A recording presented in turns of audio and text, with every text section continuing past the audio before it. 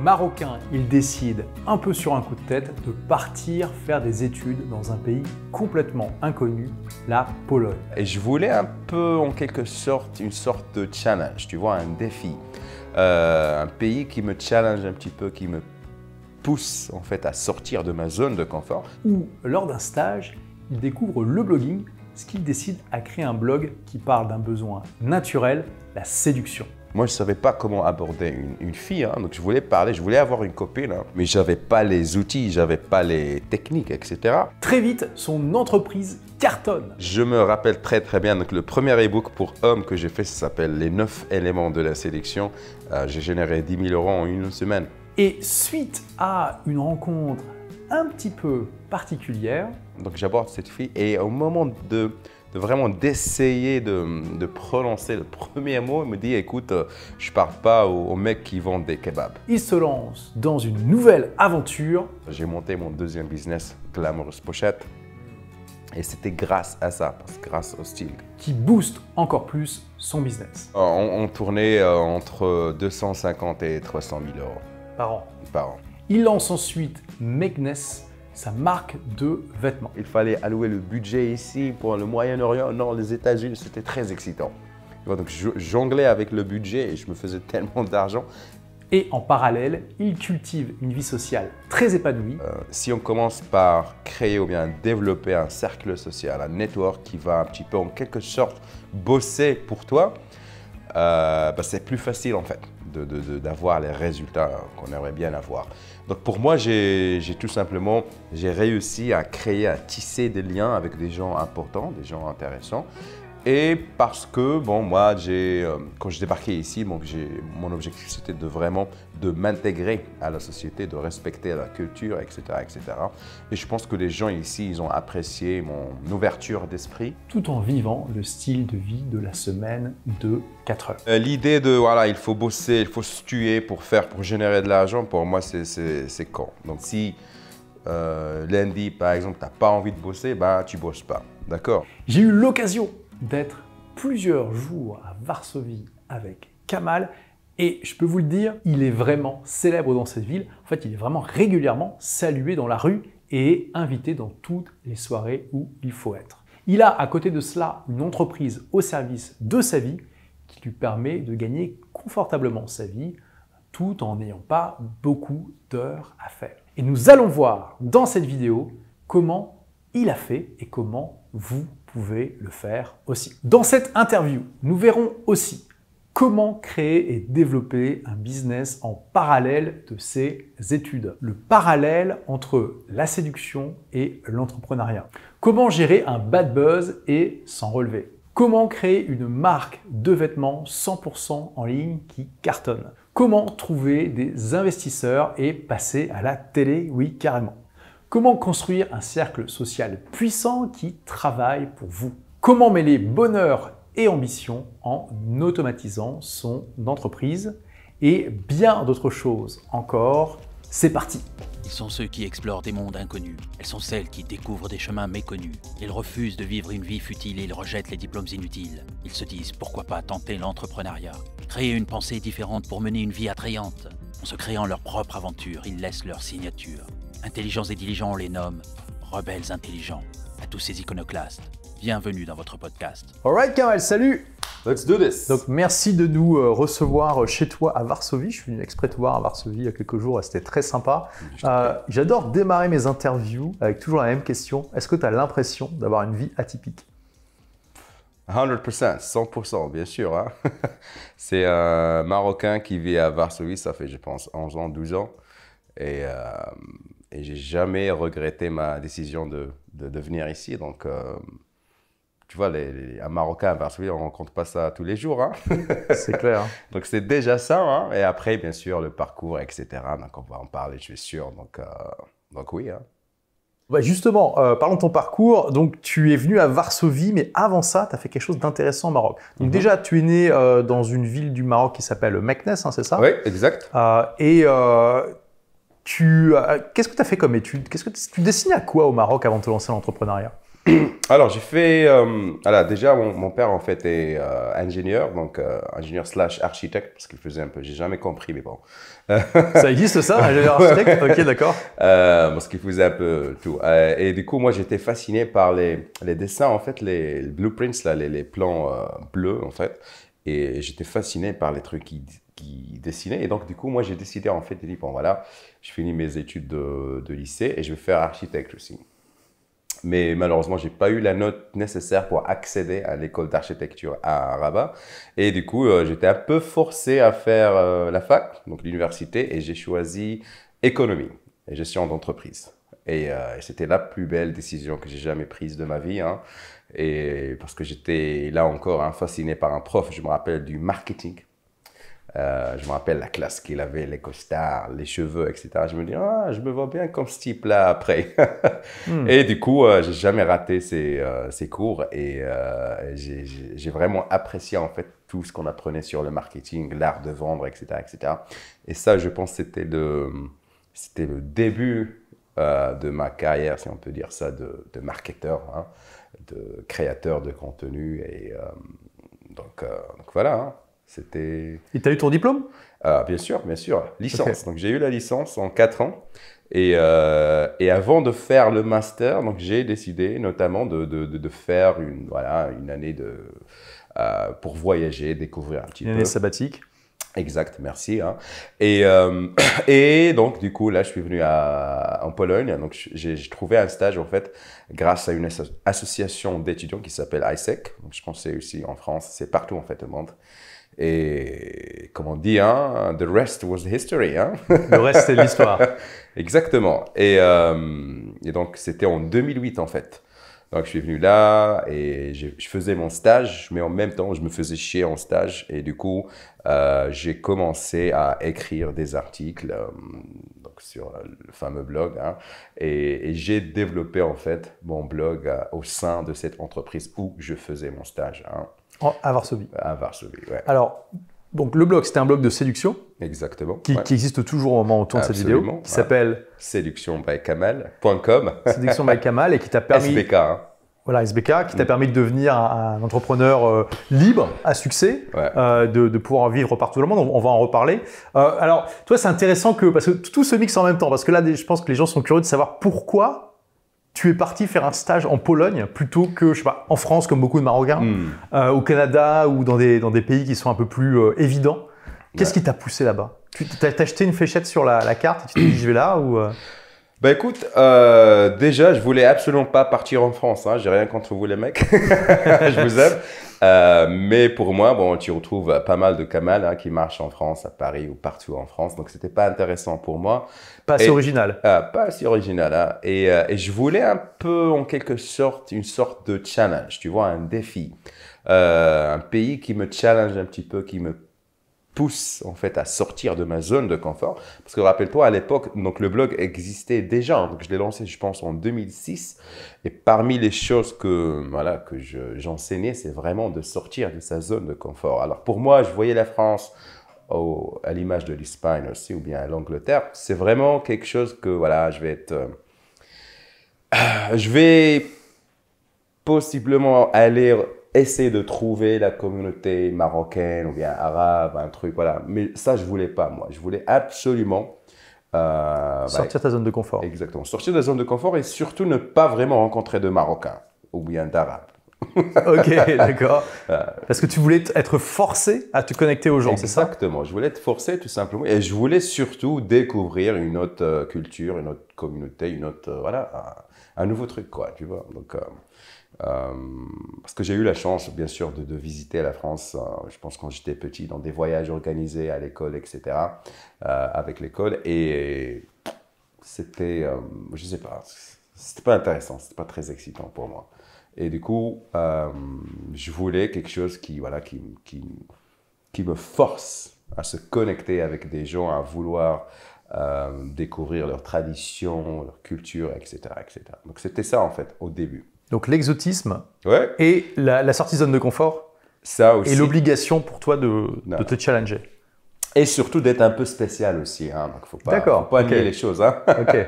Et pourquoi alors la Pologne? Parce que tu aurais pu partir en Thaïlande, je dis n'importe quoi. C'est vrai, c'est vrai. Mais Thaïlande, Asie, donc alors l'Asie, c'est pas pour moi déjà ça. Hein. Donc je vais en vacances, il y a pas de problème. Mais pour vivre chaque jour, non. Parce que moi, quand même, je voulais quelque chose entre les deux mondes, tu vois. Donc pas très développé, mais pas aussi sous-développé, tu vois. Et pour moi, la Pologne était le choix parfait. Et en plus, ça je viens d'oublier, je viens de me rappeler. Bon, tu sais, à l'époque, il y avait beaucoup de forums, donc les forums, etc. J'avais un pote polonais, en fait, et on discutait tout le temps. C'était parce que je faisais partie de la communauté de... C'était quoi, FIFA ou bien PES? PES, je pense, Pro Evolution Soccer. Il y avait une communauté, on faisait des patchs, machin, et il y avait un type polonais, un mec polonais, on est devenus potes, on s'écrivait des messages, etc., etc. Et je pense que ça a en quelque sorte planté cette graine dans ma tête de dire, bon voilà, un jour peut-être je vais aller découvrir la Pologne. Et donc c'est un petit peu le... Voilà. Tout s'est arrangé, d'accord. Donc là, on est en quelle année quand tu vas en Pologne? 2008. 2008, et ça fait déjà 2 ans que tu as créé ton blog sur la séduction. Ok, alors, retournons là-dedans. Ouais. Un Marocain qui lance un blog de séduction, c'est pas non plus banal. Non, pas du tout. C'était un gros challenge. Et d'ailleurs, beaucoup m'ont dit, bah, écoute, tu fais quoi? Tu vas finir en prison, c'est dangereux, etc. Alors, etc. Pourquoi? Parce qu'on peut se demander, au Maroc, c'est pas bien vu de faire ça. Alors, c'est pas que j'écrivais du n'importe quoi. C'était quand même, je me rappelle, les premiers articles, c'était simplement comment parler avec une femme, comment aborder une femme, etc. Mais moi, j'avais l'intuition de faire un truc aussi pour les femmes, pour contrer un petit peu ce mouvement de dire, bon, écoute, le mec est macho, etc. Donc, j'ai dit, bon, écoutez, on va écrire des articles et pour les hommes et pour les femmes. Donc, comment rencontrer un homme, comment aborder un homme, je me rappelle. Et donc, c'était ma façon d'équilibrer. Exactement, d'équilibrer le message. Et quand même, les gens me disent, écoute, c'est quand même risqué, hein, donc on ne sait pas ce qui va arriver, c'est la loi, la culture, la religion, machin. Parce qu'à la base, c'était pour les Marocains que tu écrivais ça. Oui, donc c'était à la base... C'était un blog en français. C'était un blog en français, bon, parce que tu sais, le système d'éducation au Maroc, c'est le français. Moi, j'ai fait mes études en français, et d'ailleurs, on apprend le français à partir de l'âge de 4 ans, 5 ans, etc. Donc, c'était plus en fait naturel d'écrire en français. D'accord. De toute façon, c'était un blog personnel. D'accord, donc c'était même pas pour une audience. C'était un Skyblog à l'époque. C'était un Skyblog. Ouais, c'était pour moi en fait. Pour ceux qui connaissent pas, le Skyrock qui était une radio française, avait mis en place un système comme ça où chacun créait son blog. Ça s'appelait les Skyblogs. C'était très très en vogue en 2006-2007. Là, on parle vraiment en époque où on est des dinosaures. Non, putain, on est des dinosaures. Et je me rappelle, je me suis fait pirater le blog. Ah bon? On a supprimé carrément tous les articles. Après, je l'ai récupéré et c'est là que j'ai compris, bon, il faut passer à quelque chose de sérieux. Voilà, parce que là, c'était pas Séduction by Kamal, c'était un petit blog, on va dire, personnel sur Skyblog. Mais pourquoi tu avais peur de la loi? Il y a des lois qui interdisent au Maroc de... Parce qu'on sait par exemple que la pornographie est interdite, officiellement en tout cas. C'est vrai que c'est pas les mêmes lois. Je dis ça parce que l'audience c'est pas forcément tout le monde n'est pas marocain, tu vois. Ouais, bien sûr, bien sûr. Est-ce que tu te disais je vais pas tomber dans ce genre de loi où on sait pas trop Alors, je t'explique. Alors, même au Maroc, il y avait une sorte de petite communauté de séduction, comme en France d'ailleurs. Tu te rappelles très bien de ça. Et dans cette communauté, je pense qu'il y avait un mec un avocat en fait, il m'a dit écoute, fais très attention parce que là ça peut rentrer un petit peu dans l'incitation à l'harcèlement, un truc du genre. Donc par exemple, il y a un article comment aborder une fille. Donc bien sûr, tu sais que les gens ils lisent jamais l'article entier, ils lisent le titre et après ils disent bon, comment aborder une femme, on va mettre ça sur le compte de incitation à l'harcèlement, tu vois. Mais je me dis, mais n'importe quoi, mec. Moi, c'est pas ce que j'écris, hein. C'est parce que le fait, j'ai créé le blog à partir d'un besoin personnel. Moi, je savais pas comment aborder une fille, hein. Donc, je voulais parler, je voulais avoir une copine, hein. Mais j'avais pas les outils, j'avais pas les techniques, etc. Donc, tu étais quelqu'un de timide? Ouais. Pas de timide, mais j'étais quand même assez fan et assez rigolo, donc j'étais ouvert d'esprit, mais j'arrivais pas, comment expliquer? Je pense que c'était l'inverse. Moi, je me dis, bon, là je vais être honnête, hein, je me dis, bon, je suis un beau gosse stylé, c'est pas à moi d'aborder les femmes, c'est à elles de venir, tu vois, donc c'était du n'importe quoi. et en fait, c'était une excuse pour ne pas vraiment, voilà, tu vois, donc moi, j'ai un petit peu grandi avec ça. Je me dis, bon, c'est pas à moi d'aborder, c'est elle à venir à moi, ce qui était complètement stupide et con. Et après, donc… C'est sûr que si tout le monde se dit ça, il n'y a pas grand monde qui fait quoi que ce soit. Exactement. Ouais. Et donc, je me suis retrouvé, je pense que c'était à la fac, ouais, à la fac. Et je voulais tout simplement avoir une copine, hein, parce que je voulais être en couple, tu vois, et j'avais pas les outils. Et surtout, j'étais un peu gâté hein, au lycée et au collège, donc c'était un petit peu ça. Donc, comment ça les filles, les filles venaient de parler quand même. Exactement. Donc, d'accord, ok. Mais à la fac, c'était pas le cas, tu vois. Donc, moi, je me dis, au collège, c'était la belle époque pour moi parce que je me rappelle, c'était un collège réservé aux filles, donc il y avait que des filles. Mais l'année, ma promotion, en fait, c'est la première promotion qu'on va intégrer des mecs. Donc, on était 1%. Et donc, en classe, il y avait 30 filles. Tu m'étonnes que tu as développé cette mentalité du coup. Exactement. Ouais. Il fallait expliquer ça, mais bon. Donc, en classe, on était quoi? On était 5 mecs et 30 filles. Hein. J'ai connu ça dans ma première littéraire. Ouais, tu vois, hein, donc tu connais un peu. Ouais. Et donc, j'ai passé le collège comme ça, le lycée à peu près la même chose. Et à la fac, je me dis, waouh, donc je me retrouve où là, il y avait la parité. Devant la réalité. Ah, bien sûr. Et là où… Voire plus, hein, beaucoup de mecs que de nanas, de filles. Et donc, c'était là le besoin. Je me dis, mais ok. Donc, et je me rappelle. Là, tu dois te battre, du coup, pour aller pour être spécial. Parce que j'étais unique au collège et au lycée. Mais là, tu as 500 personnes dans l'amphi de machin, etc. Tu te dis, waouh. Comment pourrais-je me distinguer? C'est impossible. Et je me rappelle, j'étais fou amoureux d'une fille à la fac qui passait chaque jour. Je me dis, mais comment je vais l'aborder? Comment je vais… Et un jour, après, je ne sais pas, 6 mois hein, d'études, etc., je dis, OK, je vais l'aborder quand même. Et je ne sais même pas, j'ai raconté du n'importe quoi. Et bien sûr, elle m'a planté un râteau. Et après, je me dis, bon, il faut faire quelque chose. Et c'est là, en fait, je me rappelle très, très bien de comment j'ai intégré, en fait, la communauté. C'est que j'ai googlé, en fait, comment, je pense, décrypter les signes du body language, un truc du genre. Parce que je voulais, en fait, lire le langage corporel d'une fille ou bien d'une personne en général. Et là, je suis tombé sur des forums, les sites. Et la suite, tu la connais, hein. Et c'était ça, hein. C'était ça. Donc, j'ai commencé un petit peu à partager mes aventures. Hein. Donc, je me rappelle, j'ai écrit le premier article, c'est comment se prendre un râteau, un truc pareil. Monumental. Ouais. Et j'ai écrit un petit peu l'histoire. Les gens, ils ont kiffé. Ils disent, ouais, ça c'est très rigolo, c'est ce que tu fais. Ouais, il faut continuer sur cette lancée. Et c'était le Skyblog, le fameux Skyblog. Et après, j'ai article après article, ça s'est développé. Hein. Donc voilà, c'est ça.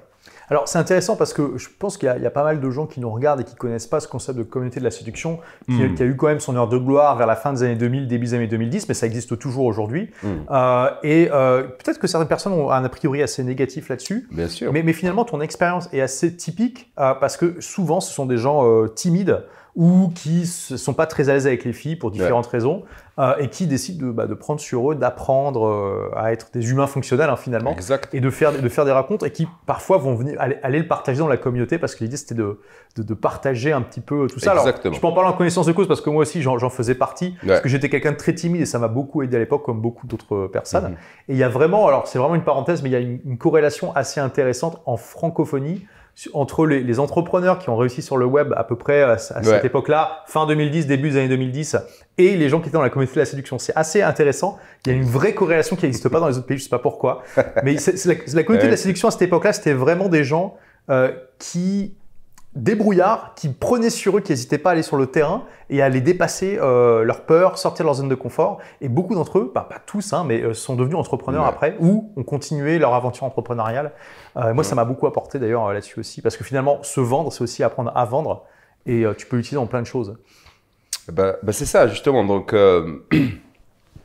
tout est une question en fait de développement personnel. Donc, en général, ça a commencé pour nous, hein, tout simplement par cette volonté d'apprendre à séduire, d'accord? Et donc, c'est par extension, par conséquent, c'est de vraiment apprendre à vendre et à se vendre, d'accord? Et je pense que grâce à ça, on a développé pas mal de techniques et d'outils dans d'autres domaines de vie, notamment l'entrepreneuriat. Donc, parce que si tu veux comparer un petit peu les choses, donc créer un business, c'est avoir confiance de se jeter à l'eau hein, et de dire, bon voilà, je vais quitter mon boulot, je vais faire ça et je vais me lancer. C'est un petit peu la même chose quand tu vois une femme, tu dis, écoute, je vais me lancer, je vais l'aborder et on s'en fout hein, si je mange un râteau, si ça marche, etc. Donc c'est un petit peu, c'est la corrélation hein, dont tu as mentionné, hein. C'est la même chose. Donc tu as ton Skyblog qui commence à fonctionner. Ouais. Et à quel moment tu te dis, je peux en faire un business?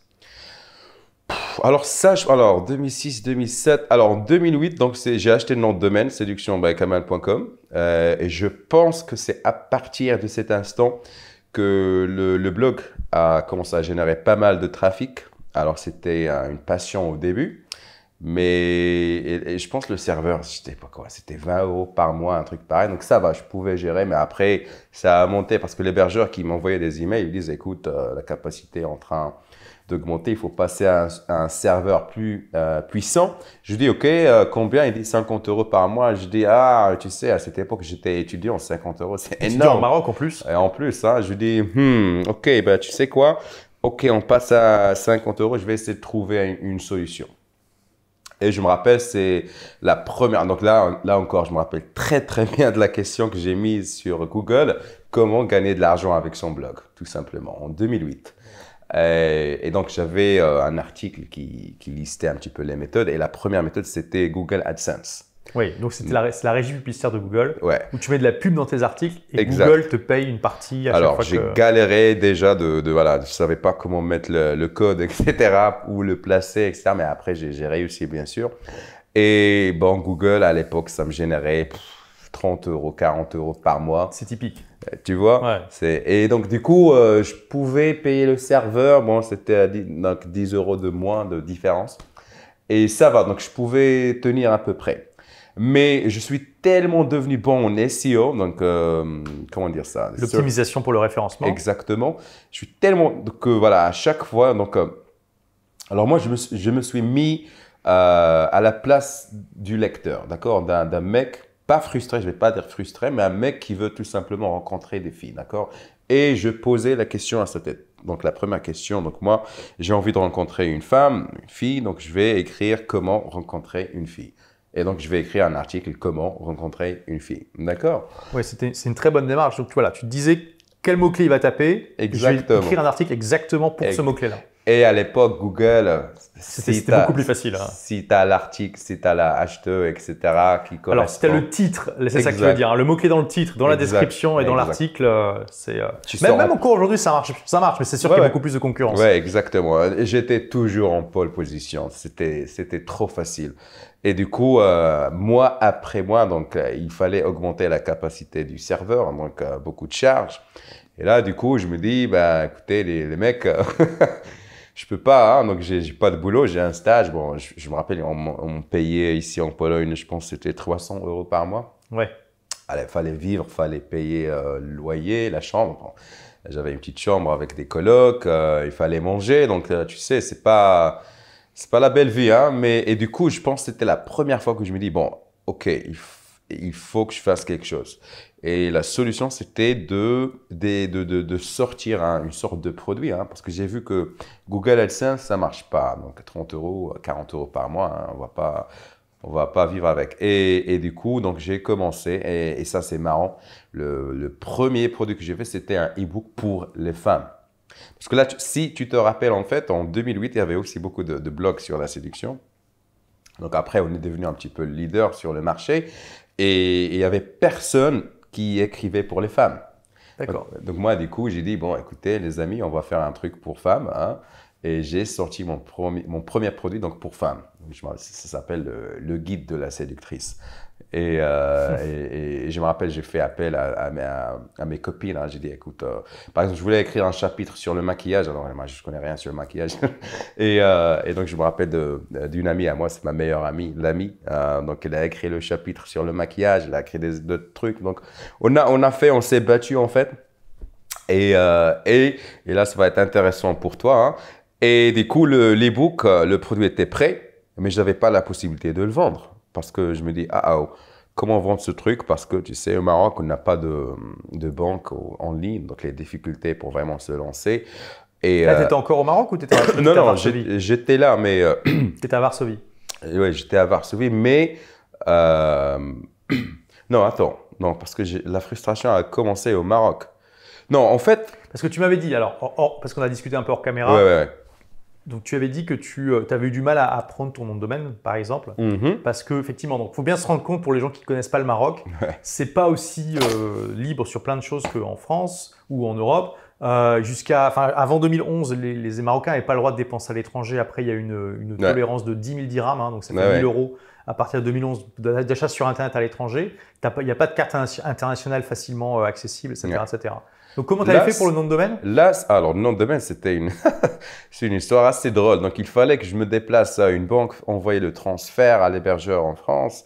Attendre 2 semaines, c'était une catastrophe en fait. Donc, mais j'ai pas. C'est là où ta frustration a commencé à grandir. Exactement. Et du coup,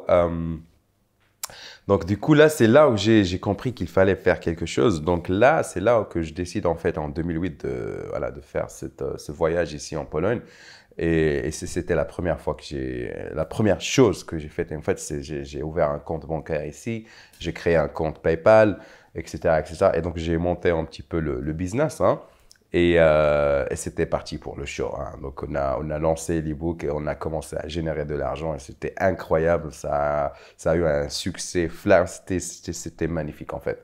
Et du coup, donc là, je passe sur un serveur encore beaucoup plus puissant. Et j'ai même commencé à recruter des rédacteurs, à les payer en fait pour m'aider parce qu'il y avait tellement de contenu, tellement de choses à écrire. Et je pense là, on est déjà en 2009. Et donc cet e-book a bien marché? Très bien marché. Tu avais une audience à moitié homme, à moitié femme? Ouais. Mais donc, d'accord. Et pourtant, sur ton blog, tu parlais des deux, quoi. Et ça… C'était pas trop dur de mixer un peu comme ça les contenus pour deux audiences différentes? Si, mais maintenant, c'est pas que je le regrette, mais je l'aurais fait différemment, bien sûr. C'est de créer un autre blog sur un autre domaine, etc.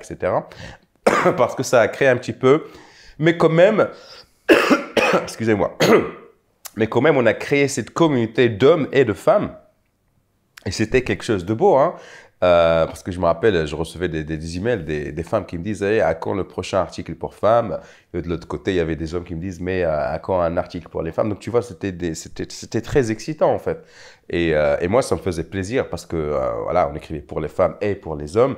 Et je trouve ça super génial. J'étais le seul à le faire. Et donc, j'ai fait un sondage, bien sûr, ça, tu connais les techniques, et j'ai vu en fait que dans ma liste, il y avait pas mal de femmes. Donc, c'était vraiment 50-50, donc 50-50%. Et parce qu'il n'y avait pas de produits pour femmes donc, sur Internet à cette époque, donc j'étais sûr que ça allait marcher.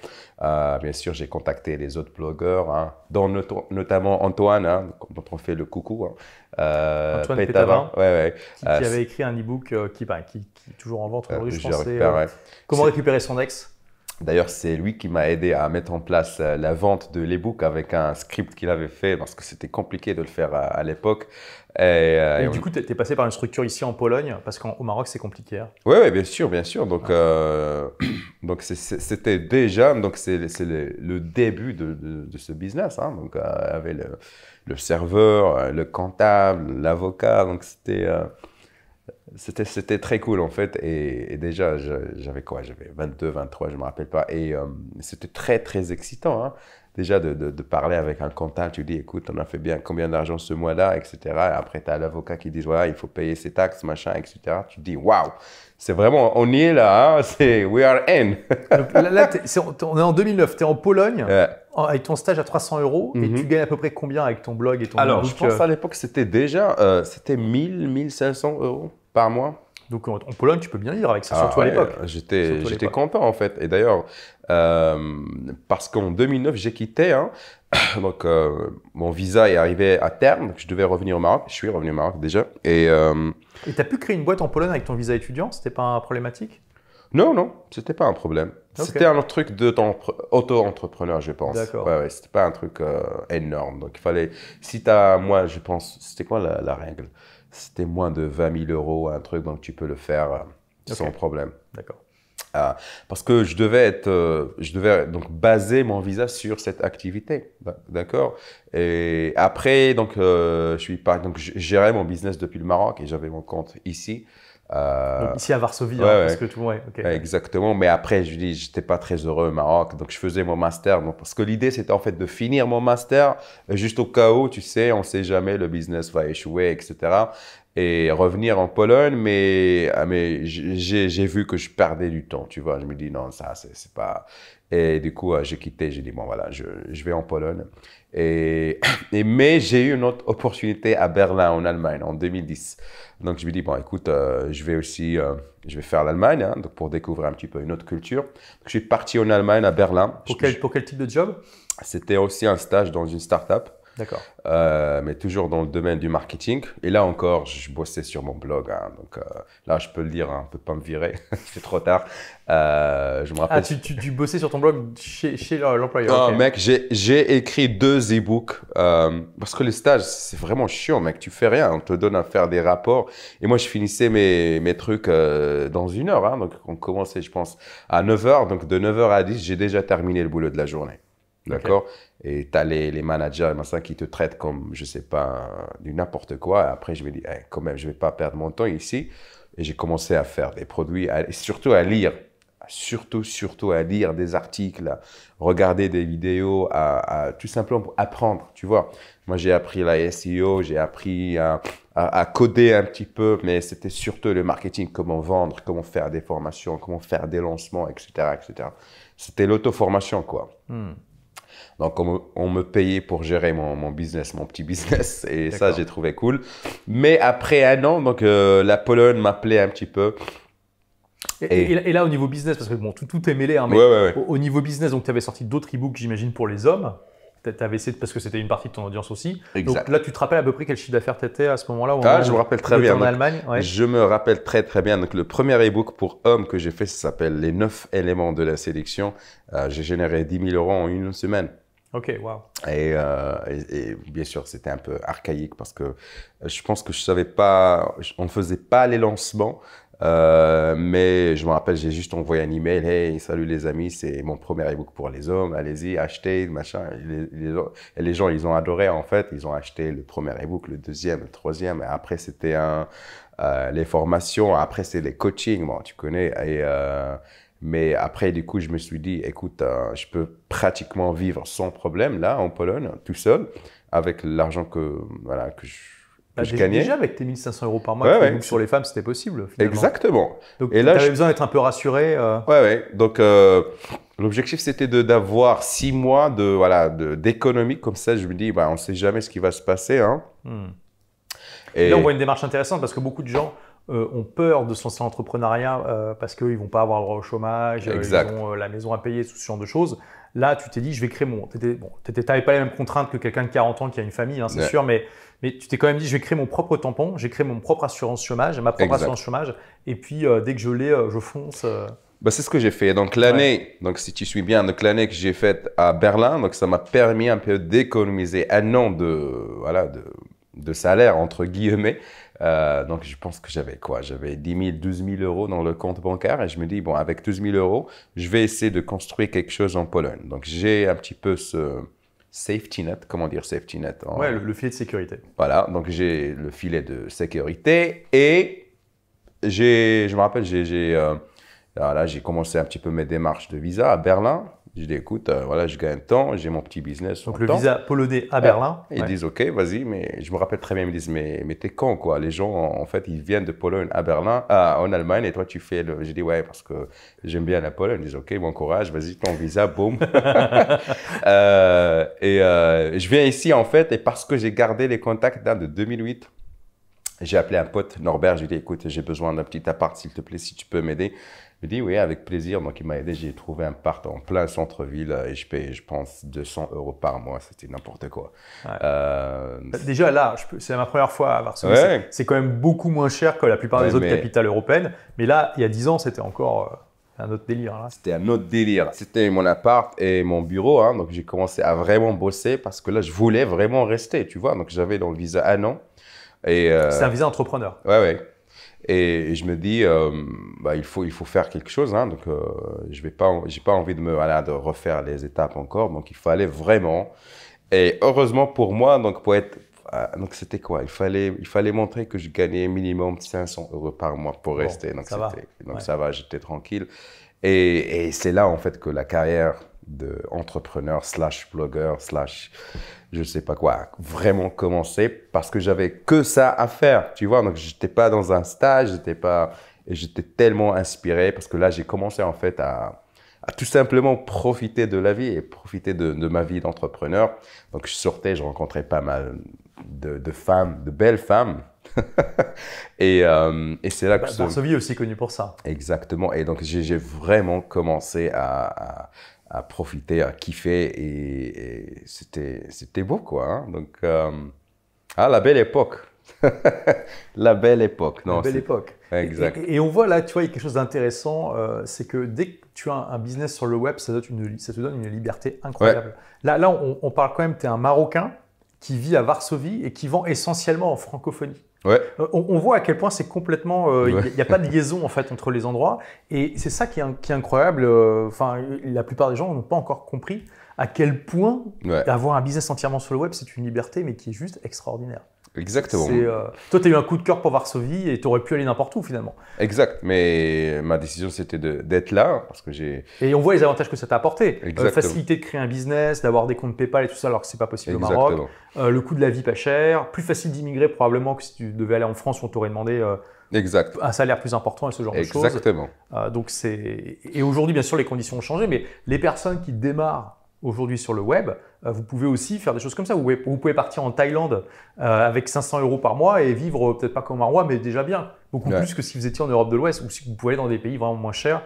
Donc, essayez de penser comme ça à ce géo-arbitrage-là. Là, on en a un excellent exemple. Exactement. Donc, moi, j'étais content, j'étais heureux. Donc, je décide de faire Varsovie ou bien la Pologne, mon petit royaume.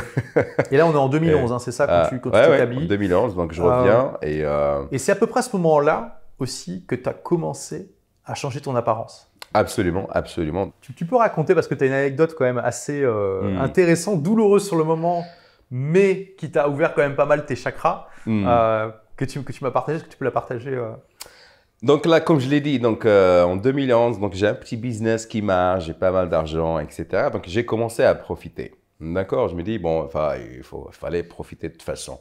Et donc là, je commence à sortir, à essayer les restos, les boîtes, les bars, etc., de créer un petit peu ce cercle social. Mais à un moment donné, je voyais, parce que j'étais tout seul, hein, il ne faut pas oublier, j'avais personne ici, pas de famille, pas d'amis. Bon, amis, j'ai quelques amis, mais tu es seul de toute façon, tu es seul au monde, hein, c'est le vrai et seul au monde. et du coup, donc, j'étais forcé un petit peu à aborder n'importe qui, pas que les femmes, mais les mecs aussi. Donc, il fallait que je crée un petit peu mon cercle social. Et alors, j'ai eu la chance de rencontrer des gens qui sont super sympas, super cool, intéressants. Dont tu connais Mathieu, par exemple, tu connais. Tu nous as mis en contact quand on était à Londres. Exactement. Mais j'ai la chance aussi de rencontrer des gens pas très sympas. Et je me rappelle très bien de cette soirée. Donc, je sortais de boîte tout seul. Hein, donc, ça m'arrivait. et il y avait cette fille. Donc, j'étais à fond dans la séduction. Je dis, j'enseigne comment aborder, autant aborder. Hein. Donc, j'aborde cette fille. Et au moment de vraiment d'essayer de prononcer le premier mot, elle me dit, écoute, je parle pas aux mecs qui vendent des kebabs. Bam. Waouh, ça calme. Et moi, je lui dis, what the fuck, what? Et là, j'étais, je sais même pas comment j'ai réagi. Je pense que je suis resté bouche bée déjà, hein, choqué, électrochoqué même. Et ça m'a frappé, donc la réflexion. Donc, je suis rentré chez moi et après, je me rappelle, je prenais la douche. Et je me dis, tu vois, je tournais la tête comme comme les chiens qui font, hein, tu fais un… Je dis, mais tu vois, c'était assez perturbant. Donc, et du coup, la question que je me suis posée, je me suis dit, est-ce que je ressemble à un vendeur de kebab vraiment ou, alors, j'ai regardé, je dis pas vraiment, hein, je portais quand même un truc pas mal, assez sympa. Mais peut-être c'est un petit peu, c'est l'impression, c'est l'aura, etc. Tu vois. Et du coup, je me dis, bon, écoute, si cette fille a pu me rejeter en un clin d'œil, en un claquement de doigts, même pas 2 secondes, tu vois, Et si on faisait un petit peu l'opposé de cette réaction, c'est-à-dire si seulement cette fille ou bien une personne pouvait se faire une impression de moi, mais positivement. D'accord. Alors, heureusement, c'était l'époque How I Met Your Mother, Barney Stinson, etc. Donc, c'était un personnage qui m'a beaucoup inspiré et qui portait souvent de costard. Et donc là, du coup, je lui dis, bon, le moment est venu de vraiment mettre en pratique cette théorie de, voilà, suit up en costard, etc. Et donc, je me rappelle, j'ai acheté ce costard à Zara. C'était un truc vraiment simple, un costard noir, un costume noir. Et effectivement, je l'ai porté et avec des petits accessoires, une pochette de costume, une petite montre. Et immédiatement, c'est pratiquement une semaine après, dans le même endroit. Donc, je sais que c'est fou, mais dans le même endroit, je pense que c'était 2 filles en fait qui m'ont abordé, mais ils m'ont dit, mais est-ce que t'es un prince? Je me dis, what the f... La même chose, je me dis, je tournais la tête what? Et après, je me dis, ok, bah, le challenge est réussi. Hein. Donc, j'ai confirmé un petit peu le A/B test. Hein. C'était un test. Alors, le A/B test, c'est quand tu fais un test AB, c'est du jargon d'infopreneur. C'est quand, en fait, on envoie sur une page de vente, par exemple, une moitié des gens sur une version et l'autre moitié sur une autre version, et on voit laquelle convertit mieux. Donc là, tu as fait un test, et c'est exactement ce que Warren Buffett a fait, par exemple, en testant comment se faire des amis. Exact. Pendant la moitié du temps, il était normal, et pendant l'autre moitié du temps, il utilisait les principes de comment se faire des amis. Il a vu que ça marchait. Là, c'est ce que tu as fait, en fait. Moi, j'ai fait en fait l'inverse. Donc, Robert Cialdini, dans son livre « Influence et manipulation », a fait la même chose. Donc, il a remarqué, en fait, quand il voyage en costard, donc les gens, en quelque sorte, ont peur de lui, donc ils ne connectent pas, en fait. Et quand il portait un t-shirt, etc., donc il avait la facilité de rentrer en contact avec les Américains, gens. c'est différent. Hein. Parce qu'ils ont le contact facile de toute façon. C'est vrai, ça c'est vrai. Ouais. Mais je pense que c'était dans le chapitre autorité. Donc, je ne me rappelle pas de ce passage-là, mais ok, intéressant. Mais donc toi, tu as vu que ça marchait? Moi, j'ai fait, bon écoute, justement, moi j'ai envie de faire peur aux gens, hein, positivement. Donc c'était pour moi, costard tout le temps, cravate, et j'ai bien kiffé. Et les réactions, j'ai bien adoré. Hein. Et du coup, je deviens littéralement ici, les gens, ils ont commencé à m'appeler Monsieur Costard. Parce que tu sortais tout le temps avec. Ouais, tout le temps avec en boîte, le même costard. Tout le temps le même en plus. Le même, hein, parce que je dois l'avouer, à cette époque, je n'avais pas cette mentalité de trop dépenser, etc. Parce qu'on avait toujours peur, voilà, on ne sait pas ce qui va arriver, etc. etc. Mais après, l'opposé va se passer, donc on va parler de ça après. Et donc, je portais le même costard. Ce que je faisais, c'était les accessoires que je changeais. Donc, ça, c'était une astuce que j'avais lue. Donc, je mettais une pochette de costume rouge. L'autre jour, je mettais une pochette blanche. Tu vois, donc les montres, etc. Donc, ça varie un peu les plaisirs. La cravate. Tu vois, donc le même costard, on peut un petit peu jouer avec. Et les gens, ils ont commencé un petit peu à me respecter, à venir vers moi. Ils me disent, mais t'es qui, tu fais quoi ici, etc., etc. J'ai même commencé mon 2e business grâce à ça, parce que je portais des pochettes de costumes que je faisais fabriquer au Maroc. Et les gens, ils disent, waouh, c'est super cool. Et personne ne portait de pochette ici. J'étais le premier à le faire, parce que je lisais sur le style. Et je me rappelle, j'ai rencontré cette personne en boîte, il m'a dit, écoute, c'est super cool, j'aimerais bien acheter ça. J'ai dit, écoute, je te fais ça à tel prix, à tel prix. Il m'a dit, ok, pas de souci. Et après, il est encore revenu me dire, écoute, moi, j'ai en fait une société, j'aimerais bien les offrir en cadeau de Noël. Je dis, oh, je te fais ça aussi. Donc ça, c'est une autre histoire, bien sûr. J'ai monté mon 2e business, Glamorous Pochette. Et c'était grâce à ça, grâce au style, grâce au costard Zara. Grâce au costard Zara. Ouais, et donc, donc c'est ça, c'est intéressant. Tu vois vraiment la différence, mais quasiment du jour au lendemain. Exact. Tu passes de vendeur de kebab à prince. Exactement. Juste avec un costume Zara qui t'avait coûté quoi, 200 €? 200 €, ouais. 200 €, même pas. C'est même pas, c'est pas un investissement démentiel non plus. Et une fois. Donc, Barney Stinson a raison alors. Exactement, absolument. Parce que ça, voilà, tu sors de l'ordinaire, tu es spécial, etc. Mais l'essentiel, c'est que je me suis dit, bon, ça rapporte des résultats, donc il faut investir, il faut optimiser encore plus. D'accord? Donc, j'ai commencé à vraiment m'intéresser au style masculin, à l'élégance et au fur et à mesure, hein, j'ai commencé à gagner plus d'argent, etc. Après, j'ai commencé à me faire des costards à 2000, 3000 €. Sur mesure? Sur mesure, bien sûr. Tu as vu une différence? Est-ce qu'il y avait parce que tu as vu une grande différence entre t'habiller normalement et mettre un costard à 200 €. Est-ce que la différence était aussi grande entre un costard à 2000 et un autre à 3000? Alors, entre un costard à 200 € et un costard à 3000. Je pense que c'est psychologique déjà, parce que quand tu portes un costard à 2000 ou bien à 3000 €, donc c'est un petit peu ton langage, ton body language. On parle de costard à 3000 en Pologne. Hein. En Pologne, déjà. En France ou en Grande-Bretagne, ça serait à 10 000 probablement. Exactement, le même, voilà.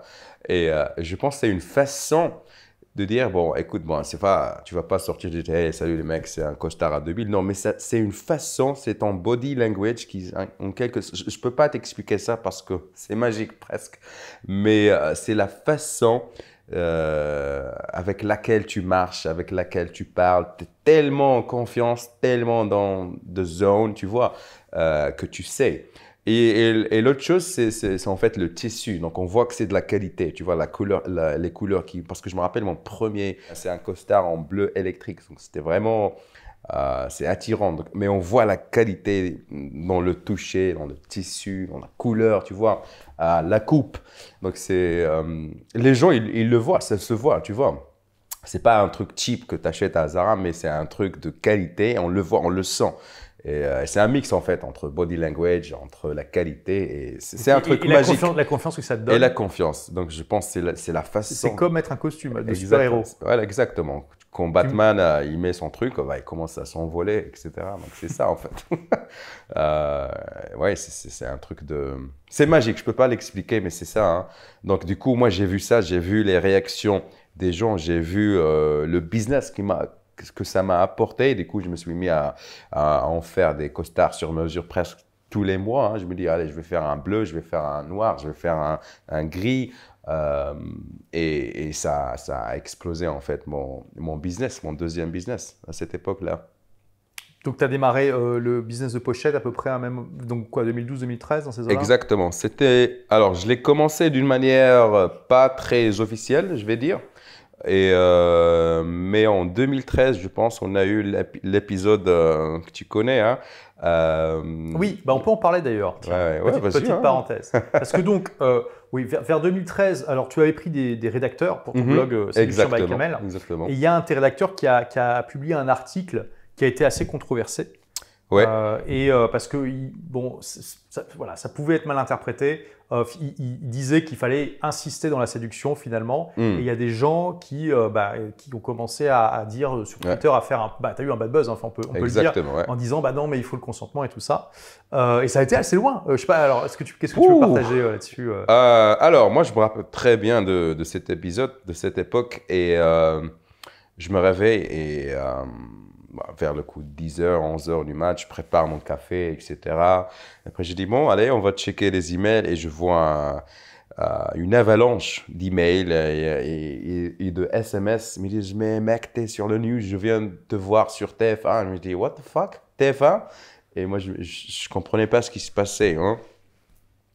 Et du coup, là, je dis, ok, bon, on va voir. Déjà, le blog était all-in. Donc, tellement il y a eu de trafic? Tellement, non, parce qu'en fait, on m'attaquait en fait, parce que les… des attaques DDoS, DDoS service. Déjà, le blog n'était pas là. Hein. Je me dis, what's going on here? Qu'est-ce qui se passe ici? Hein? Et là, je commence à creuser un petit peu, à voir les emails, etc. Je dis, ok. Donc, je lis le truc, ok, bon. On est en plein crise, c'est parti. Déjà parce qu'en fait, c'était les commentaires sur l'article. Hein. Donc, il y avait plein de commentaires. Ils disaient, c'est quoi? C'est de n'importe quoi. C'est de l'incitation au viol. Donc, c'était what the fuck. Alors, c'était pas vraiment ça. Alors, oui, bien sûr, c'est ma faute parce que j'ai pas vraiment… Alors, le rédacteur qui a publié l'article, moi, je le faisais confiance tellement. C'est un bon rédacteur. C'est pas… Et donc, du coup, je me dis, allez, hop. Parce que comme je t'ai dit, la machine marchait tellement qu'on publiait 3 à 5 articles par jour. C'est beaucoup, ouais. C'était du n'importe quoi. Donc, parce que c'était tellement efficace. Donc, n'importe quel article qu'on mettait, donc Google le mettait en première position. C'était du n'importe quoi. Donc, c'était un blog vraiment puissant. À l'époque, on faisait 50 000 visiteurs par jour. Alors, 50 000 par jour? Par jour. Attends, ça fait 1 500 000 par mois? Exactement. Ah ouais, c'est du délire. C'était du n'importe quoi. Sur un blog, c'est énorme, ouais. Et alors, on faisait, comme je t'ai dit, à n'importe quel titre. Et moi, je faisais, donc ça, je peux le partager maintenant. Donc, j'allais dans mes blogs, les blogs concurrents, et il y avait un plugin sur WordPress, c'est les top articles, ils sont toujours, ils les mettent, ils sont quand ils les Oui, mettent, tu les mettais dans le widget, dans la barre latérale, tout à fait. Ouais. C'était tellement Donc, du coup, con. tu prenais les titres. Je prenais les titres, Ok. c'était une dizaine d'articles, donc je faisais le tour des blogs concurrents et j'envoyais les emails à mes rédacteurs. Donc, toi, En disant, il faut écrire là-dessus. Jean-Baptiste, toi, tu t'occupes de ça.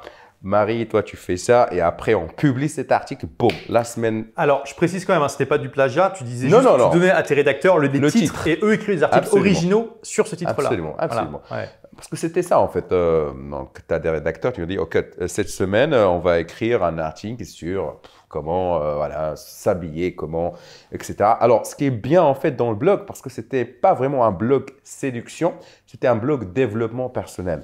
Donc, on pouvait écrire sur pratiquement n'importe quel sujet. C'était la séduction, le développement personnel, le style, le lifestyle, donc le style de vie. Je me rappelle très bien, tu avais écrit un article sur la structure de vie, ça n'a rien à voir avec la séduction. J'avais écrit un article invité chez toi Exact. sur comment tu peux structurer ta vie pour avoir les résultats qui viennent à toi, plutôt que de Exactement. devoir toujours aller te battre. Donc, Où je disais, un exemple tout bête, hein, je disais par exemple, si tu veux rencontrer des femmes, vaut mieux prendre un appart Voilà. dans le centre de ville plutôt que de devoir faire 2 heures aller-retour. logistique. Des trucs Exact. tout bêtes, hein, mais voilà. Donc, on écrivait un petit peu. C'était un vrai magazine, quoi. C'était un truc à la JQ, Esquire, machin. Et du coup, n'importe quel article, le lendemain, on se retrouve en première position. Donc, plus de trafic, donc plus d'argent, plus de conversion, Donc, c'était intéressant de sortir 3 à 5 articles par jour. Donc, à ce jour-là, je pense que le blog, on a plus de 5000 ou 6000 articles. Wow. Donc, c'est une encyclopédie, bibliothèque, quoi. Voilà, justement. Et c'est gratuit, hein. Donc, c'était ça. Donc, pour revenir au sujet, hein, le mouton. Donc, Jean-Baptiste a écrit l'article et je dis, OK, pas de souci. Bon, je le lis. Et donc, moi, je recevais les notifications. Un rédacteur vient de mettre en brouillon l'article. Et donc, moi, j'avais 3 à 5 articles à publier parce que quand même, moi, et ça, je regrette un petit peu de ne pas le faire. Donc, moi, j'optimisais les articles. Hein. Je ne sais pas si tu fais ça. De optimisation SEO. Donc, Oui, parce que j'ai beau expliquer qu'il faut sauter 3 lignes, qu'il faut faire ça, qu'il faut écrire les mots-clés, ils ne le font jamais, les freelancers. Mais bon, je pense que ça a changé maintenant. Et j'étais quand même un peu OCD, tu vois. Donc, je voulais avoir pas le dernier mot, mais je voulais m'assurer que l'article est parfait et qu'il va apparaître sur Google en première page, voire en première position parfois. Donc, je faisais l'optimisation et c'était vraiment, ça prend du temps. Donc, ça, tu le sais, hein, donc il faut mettre les mots-clés, les phrases, les liens extérieurs, etc., etc. Et du coup, ça m'a fatigué un petit peu donc, de faire ça tous les jours, 3 à 5 articles par jour. Ouais, je comprends, Et j'arrive à l'article, le fameux article, et je me dis, bon, Jean-Baptiste, je le fais confiance, je vais juste le scanner. Donc, j'ai scanné l'article, je ne l'ai pas vraiment lu. Et je l'ai publié, donc je suis allé m'endormir et le lendemain, je pense qu'on avait 2000 commentaires, c'était la première fois. Wow. Donc parce que ça a été relié sur Twitter et Exact, tout ça. exact. Ouais. J'ai dit, what's going on here? Et donc je commençais à écrire, c'était que des attaques, voilà, incitation, machin, harcèlement, violence, c'était pas vraiment le cas. Et moi, bon, j'ai fait un petit peu le têtu, hein, je voulais pas le supprimer l'article parce que je voyais qu'il y a beaucoup de trafic quand même. Ça attirait l'attention. Et c'était quoi? Je pense qu'on a fait, je pense qu'on a fait 100 000 visites après le jour de publication. Et je dis non, je vais pas couper ça, donc on garde ça. Surtout que les ventes d'e-book, ça a monté comme c'est pas possible, donc c'était vraiment. C'est intéressant parce que là, tu avais quand même un bad buzz, mais il y avait des gens qui venaient neutres. Et qui découvraient ton contenu et qui aimaient ça finalement. Exactement. Et moi, à un moment donné, j'ai vraiment bloqué parce que j'ai vu que ça a commencé à prendre un petit peu un détour assez compliqué. Et parce que je pense qu'il y a même une ministre qui a parlé de ça à la télé. Tu avais la ministre, c'était quoi, de la justice? Ouais, justice, je pense. Qui a dit qu'ils allaient faire une enquête et tout ça. ça. Et là, oui, ça allait loin quand même. Ouais. Je lui dis, oh, ok. Il y a les grands journaux qui en ont parlé. Exactement. Les grands et qui ont mis des liens vers ton blog, d'ailleurs. Les radios, ah oui, les liens, c'était le paradis des backlinks. Parce que donc, pour ceux qui ne connaissent pas, mais les liens, quand ils viennent de sites qui ont une grosse autorité, beaucoup de trafic, Google adore ça, donc ça booste encore plus le blog. Ouais. Donc là, tous les sites qui parlaient de toi en mal, finalement, ont aussi aidé beaucoup mais donc, Ouais, bon, ça commençait quand même à… On a vu que ça allait loin, quoi. Ben, Pour qu'il y ait bien la sûr. ministre de la Justice qui dise Et on va ouais. faire une enquête, c'est que… Et c'est là que je me suis activé, j'allais dire. Donc, je me rappelle, j'ai appelé notre ami Alex Roth. Je lui ai dit, écoute, est-ce que tu as une agence de, comment dire, communication PR, comment on dit PR? Ouais, Public Relations, voilà. relations publiques. Relations publiques, oui. M'a dit oui. Donc Alexandre Ross, qui est aussi un infopreneur. Ouais, exactement. Donc, il m'a filé un contact, très bien un contact. Donc, on a fait un communiqué de presse, une réponse en fait, que voilà, séduction by Kamal, c'est pas ça. On incite à l'amour, aux rencontres, etc., etc. Donc, c'était la première étape. La deuxième étape, c'était un avocat. Donc, j'ai contacté mon avocat. J'ai dit, écoute, voilà ce qui se passe. Il me dit, oh my God, oh mon Dieu. Et donc, il fallait faire des opérations pour être à l'abri. Donc, on a bougé le serveur, on a changé le… Vous avez bougé le serveur de pays parce qu'il était en France. Ouais, parce et vous qu'il était l'avez en mis… France. Donc, parce que voilà.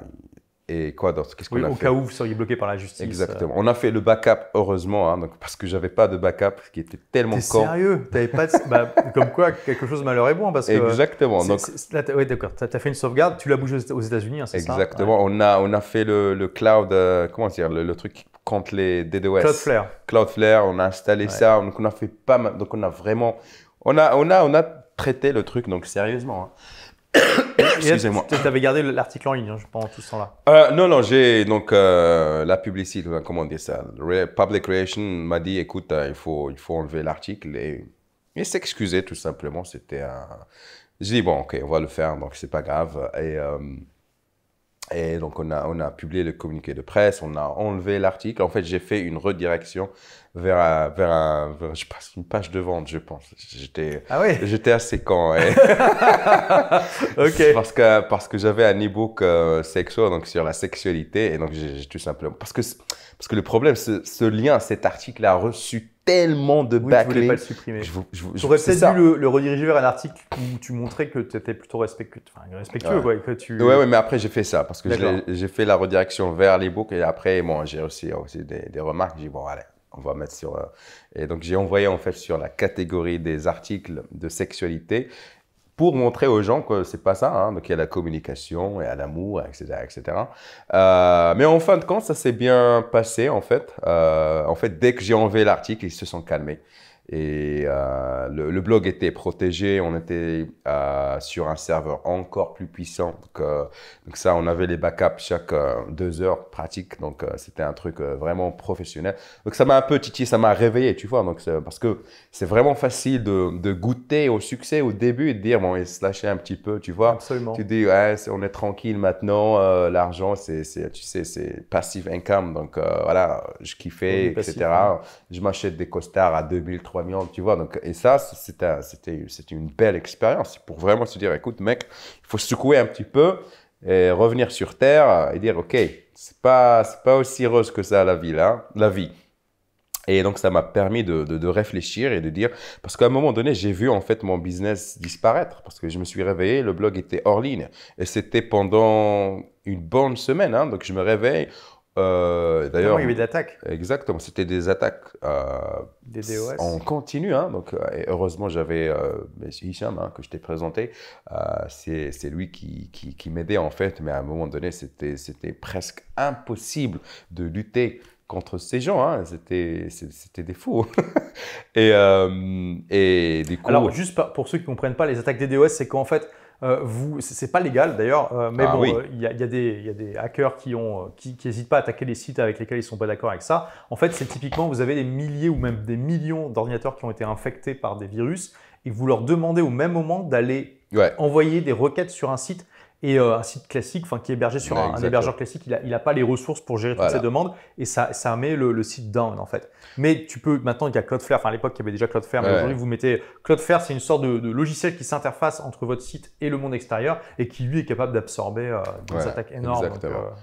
Donc, et du coup, donc, pendant une semaine, donc, je pense qu'on n'a pas fait d'argent. Hein, donc, je me dis, waouh. Et c'est là que j'ai réalisé qu'avoir un seul business, c'est pas safe.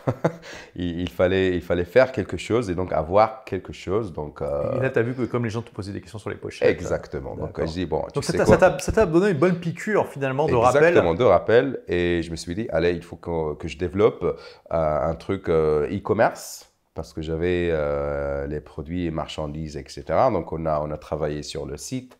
Donc, glamourousepochette.com.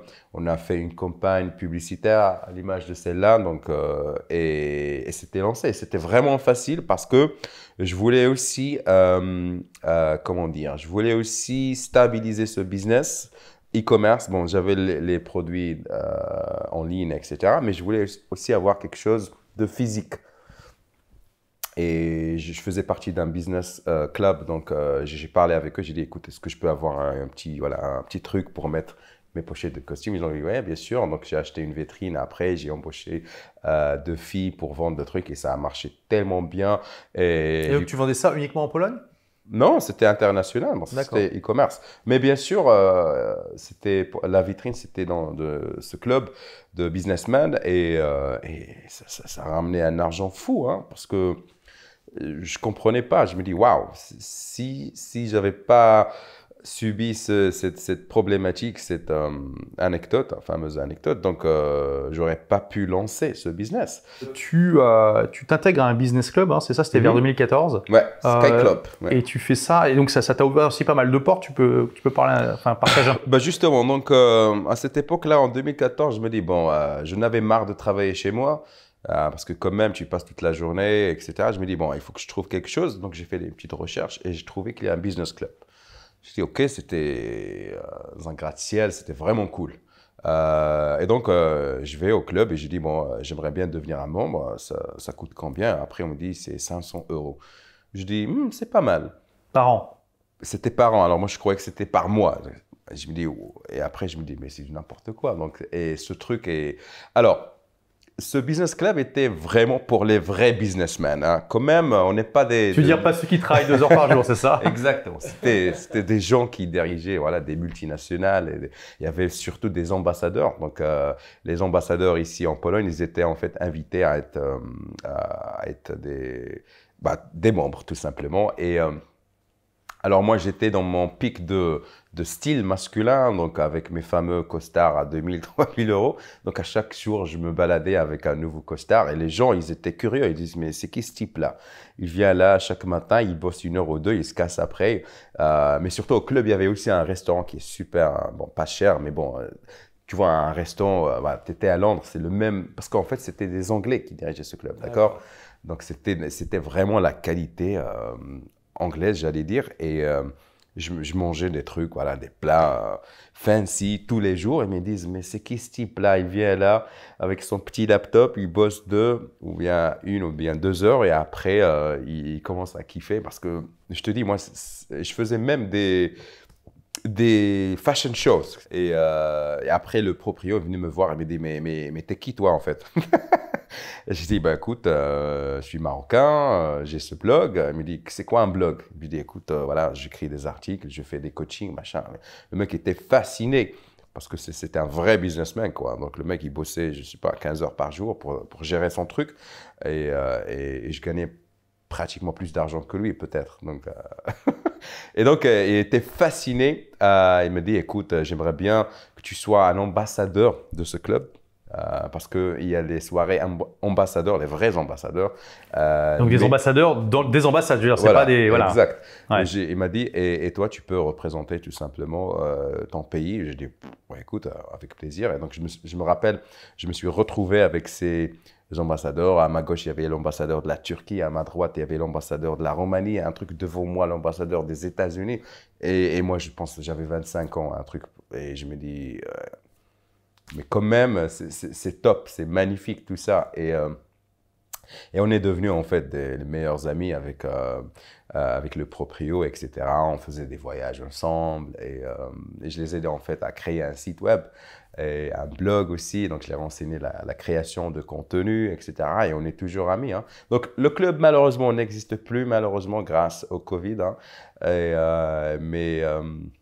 Mais c'était une belle époque en fait. Puis ça t'a aidé à te connecter.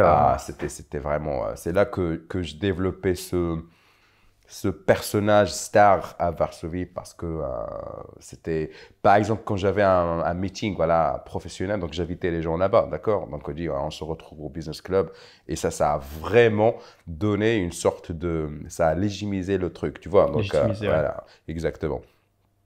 Et je faisais mes rendez-vous professionnels là-bas, je faisais les dîners, les soirées aussi, je faisais les soirées, donc mes anniversaires, les fashion shows. Je pense qu'on est en 2014 maintenant, j'avais le blog et le site e-commerce. Et on a fait ça pendant, je pense, 3 ans.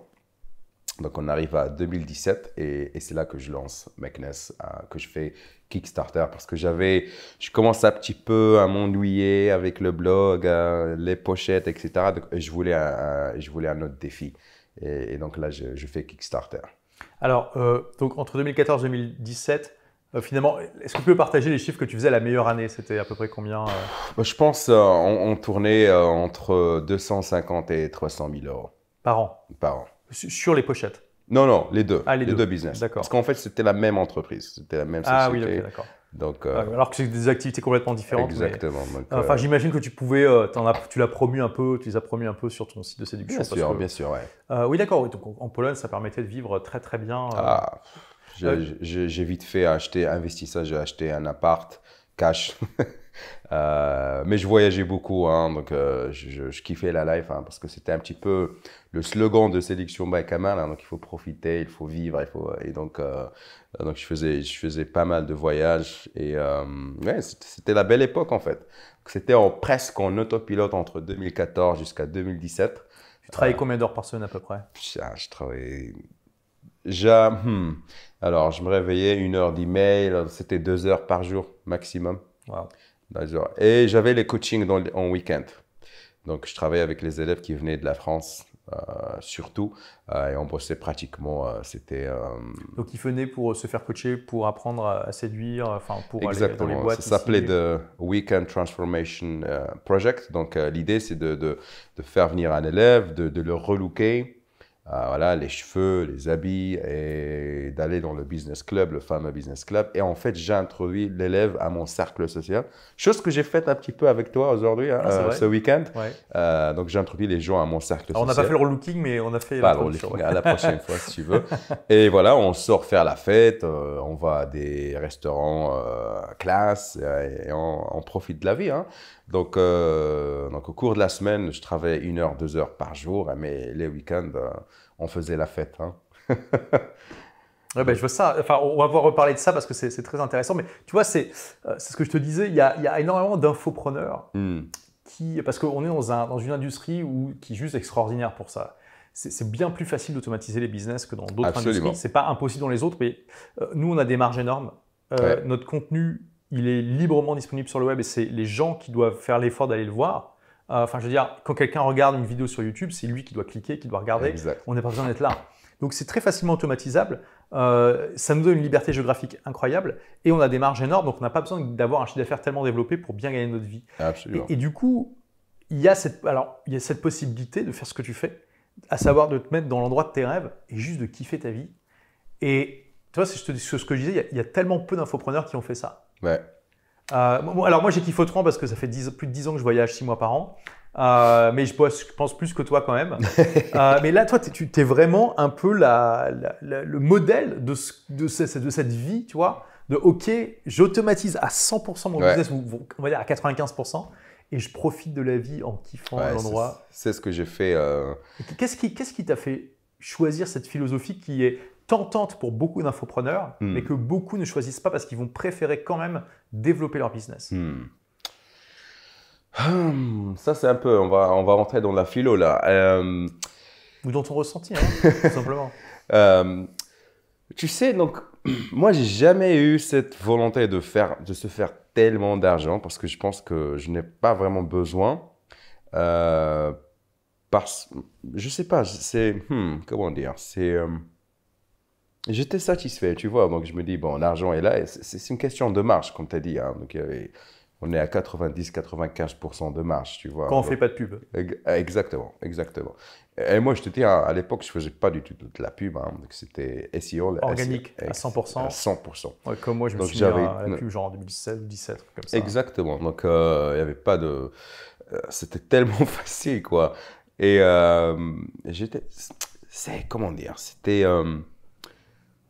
j'avais cette paix intérieure au fond de moi, donc je n'avais pas ce besoin parce que je pouvais faire tout ce que je voulais. Hein. Donc, je pouvais voyager en business class, je pouvais inviter, par exemple, mes potes en voyage, etc., faire des trucs de folie. Donc, je ne sais pas. Et moi, je ne suis pas très voilà, voiture de sport, etc., donc ça ne m'intéresse pas. Hein. Donc, Ferrari, machin. C'est bien, c'est cool d'acheter une Ferrari ou bien une Lamborghini, mais ce n'est pas une finalité pour moi, tu vois, parce que je sais, je me connais, je vais me lasser après une semaine. Je veux dire, quoi, ce truc-là, et après, il faut le garer, machin, etc. Tu vois ce que je veux dire? On est vraiment semblable là-dessus. Moi, depuis que je suis parti à Londres en 2015, j'ai pas de voiture et on en parlait. Quel plaisir de ne pas avoir à garer sa caisse. Hein. Ouais, j'ai pas de voiture depuis toujours. Hein, donc, t'as ton permis ou pas? Ouais, j'ai le permis. En fait, je l'ai eu à 17 ans, en fait, mais... Ouais, parfois, je loue un truc pour aller voilà, voyager. Ça fait plaisir. Exactement. Mais j'ai jamais eu ce besoin de, voilà, il faut acheter une villa, ou je sais pas où, à Miami, etc. Donc, et je pense que c'est, je sais pas, c'est cette paix intérieure, tu vois. Donc, j'étais fier de ce que je... Parce que quand même, il fallait le parcours que j'ai fait. Donc, quand je regarde ça, je me dis, bah, quand même, on a fait un bon chemin et c'est cool. Hein. Mais il faut avouer que vers 2017, je me dis, donc ça, je commence à... Donc, c'est après mes 30 ans. Donc, j'ai eu mes 30 ans, je pense, en 2015.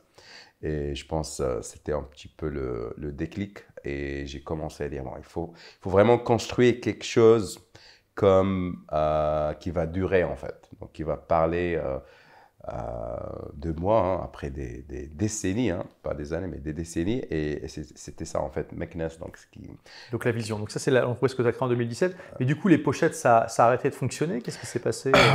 Les pochettes donc c'est la concurrence, donc il y a eu beaucoup de, donc les gens ils ont commencé en fait à dire, il y avait pas mal d'entreprises qui carrément copier le concept et tout ça. Donc là, je me lasse un petit peu. Je dis, bon, voilà, il faut passer à quelque chose parce que là, j'ai fait ça, j'ai fait mon argent, etc. Et après, je dis, bon, on passe à quelque chose de sérieux. Parce que là, les marges diminuaient, il fallait… Exact. Donc ça devenait un peu du travail. Donc moi, j'aime pas beaucoup travailler. Donc tu as carrément laissé tomber, tu as passé de revendre la structure, enfin pas la structure, mais le site est toujours en ligne. Ah oui, d'accord. Ouais, c'est toujours, on a toujours des pochettes. Et donc là, c'est un petit peu l'anecdote.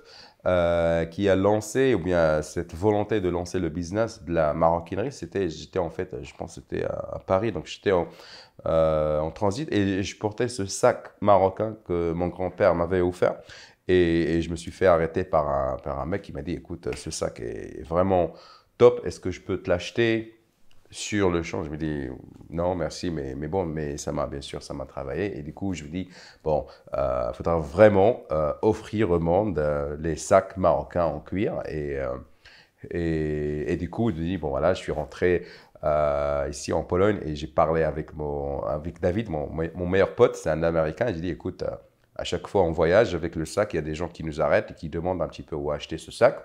Pourquoi pas en faire, hein? Pourquoi pas en fabriquer et on décide de faire Kickstarter, donc qui est une plateforme de crowdfunding. Et ça a été un flagrant succès aussi. Je pense qu'on a fait 50 000 euros. 50 000 le premier mois. Et c'était parti pour le show. Hein? Donc avec ces artisans qui faisaient ça au Maroc, exactement. Et tu vendais ça plutôt en Union européenne Alors c'était les États-Unis, donc je pense 50% c'est les États-Unis. Après c'est à partir entre voilà, la France, l'Allemagne, la Grande-Bretagne et les pays scandinaves aussi. Et quelques pays en Asie, Singapour, le Japon, quoi d'autre? C'est tout. L'Australie aussi. Donc c'est international quoi. Donc les campagnes, etc. On travaillait avec des agences de communication, bien sûr des photographes, des vidéographes, etc. Donc c'est un vrai business. Hein. Donc là, et ça m'excite. Donc je travaille plus que 2 heures par jour, 3 heures par jour. T'es passé de 2 à 3 heures, quand même. C'est une augmentation de 50% de ton temps de travail, quand même. Non, je rigole. Non, avec ce business, c'est quand même assez sérieux. Donc, il m'arrive parfois de travailler 15 heures par jour. Donc, tu vois. Okay. Donc, là, t'es devenu un entrepreneur plus normal. Exactement, mais je décide. Hein, donc, parfois, je dis, bon, aujourd'hui, j'ai pas envie de travailler, j'ai pas envie de répondre à mes emails. Donc, on a cette liberté. Hein. Donc, et surtout que là, on a des investisseurs. Donc, il faut travailler. Il faut développer le business et ça me fait plaisir. Donc, je suis très excité par ce projet et voilà, je compte vraiment à le rendre un business qui dure, voilà, tu vois, donc, et qui n'a pas vraiment besoin de moi pour le gérer. Donc, c'est ça l'objectif, en fait. Ok. Ouais. Et donc là, les sacs, ça continue à fonctionner aujourd'hui? Oui, bien sûr. Donc là, on est un peu en restructure, si on peut dire ça. Donc, on va partir sur des accessoires. Parce que les sacs, c'est sold out. Hein. Donc, on n'a plus de sacs. Donc, ça a tellement marché en 2020 grâce à Covid. Ah bon, mais pourquoi? Parce que c'est des sacs de voyage plutôt quand même, non? Parce qu'on a fait la crise au début de la pandémie. Donc, on a fait des masques. Et ça a cartonné, donc on a fait un chiffre d'affaires de folie. Et les gens, en fait, ils découvraient la marque. Ils venaient acheter un masque à 25 €. Ils disent, waouh, donc c'est un produit d'appel. Donc le masque est devenu un produit d'appel. Et ils découvraient un petit peu les sacs, les portefeuilles, etc. Et donc c'est en sold out. Et donc là, en fait, on est en train de restructurer la marque.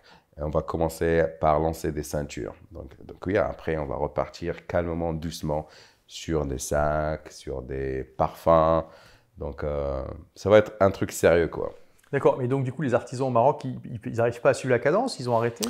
Malheureusement, non. Parce que là, on est en mode… tu sais, les consommateurs européens, américains, ils sont très exigeants. Donc, malheureusement, au Maroc, on ne peut pas avoir ce niveau de qualité, de finition, surtout. Malheureusement. Ouais. Non, mais les sacs, ils étaient faits au Maroc. Oui. Mais du coup, tu dis parce qu'ils sont sold out. Mais c'est parce que pourquoi? Parce qu'ils n'arrivent pas à suivre la cadence ou parce que… Non, parce que là, c'est une décision qu'on a prise donc, avec les membres du board. Donc, on a décidé d'arrêter les sacs parce que quand même, parce que ça prend entre 10 et 2 semaines pour faire un seul sac. Entre 10 jours et 2 semaines. Ah, c'est long. Ouais. Donc, c'est pas scalable. Donc, à ce niveau-là, à ce stade de l'entreprise, parce qu'on est une marque assez jeune quand même. Et donc, l'idée, c'est de vraiment maîtriser un seul produit qui sera, on espère, les ceintures. Et après, donc, commencer à diversifier. D'accord. Et donc, c'est toujours douloureux pour un entrepreneur quand même d'arrêter un produit qui fonctionne. Parce que tu aurais pu dire, par exemple, pourquoi pas dire, je sais pas à quel niveau tu peux scaler, mais par exemple, on n'en fait que 500 par an. Et pourquoi pas en faire un produit de luxe limité à 500 exemplaires par an. Je dis ça, je sais pas si tu as pensé ou… Oui, on a pensé à ça, mais c'est la gestion en fait de ce produit parce que c'est un produit quand même qui est assez grand. Donc c'est pas vraiment… Et les marges, c'est une question de marge. Parce qu'en fait, la livraison avec ce produit, ça coûte 200 € par exemple. Si on veut envoyer ce sac à quelqu'un qui l'achète aux États-Unis ou bien à Dubaï surtout, hein. On avait pas mal de clients là-bas, donc c'est 250 $ à envoyer, c'est du n'importe quoi. Ah ouais. Donc ça faisait pas… Et on n'est pas encore assez connu pour vendre un sac, pour vraiment introduire le coût de livraison dans le coût final. Donc, on ne peut pas faire ça parce que les sacs, on les vend à 1 000 € à peu près. Et donc, on a essayé, donc dès qu'on monte, donc 1000, 1200, 1500, ça ne se vend pas, tu vois.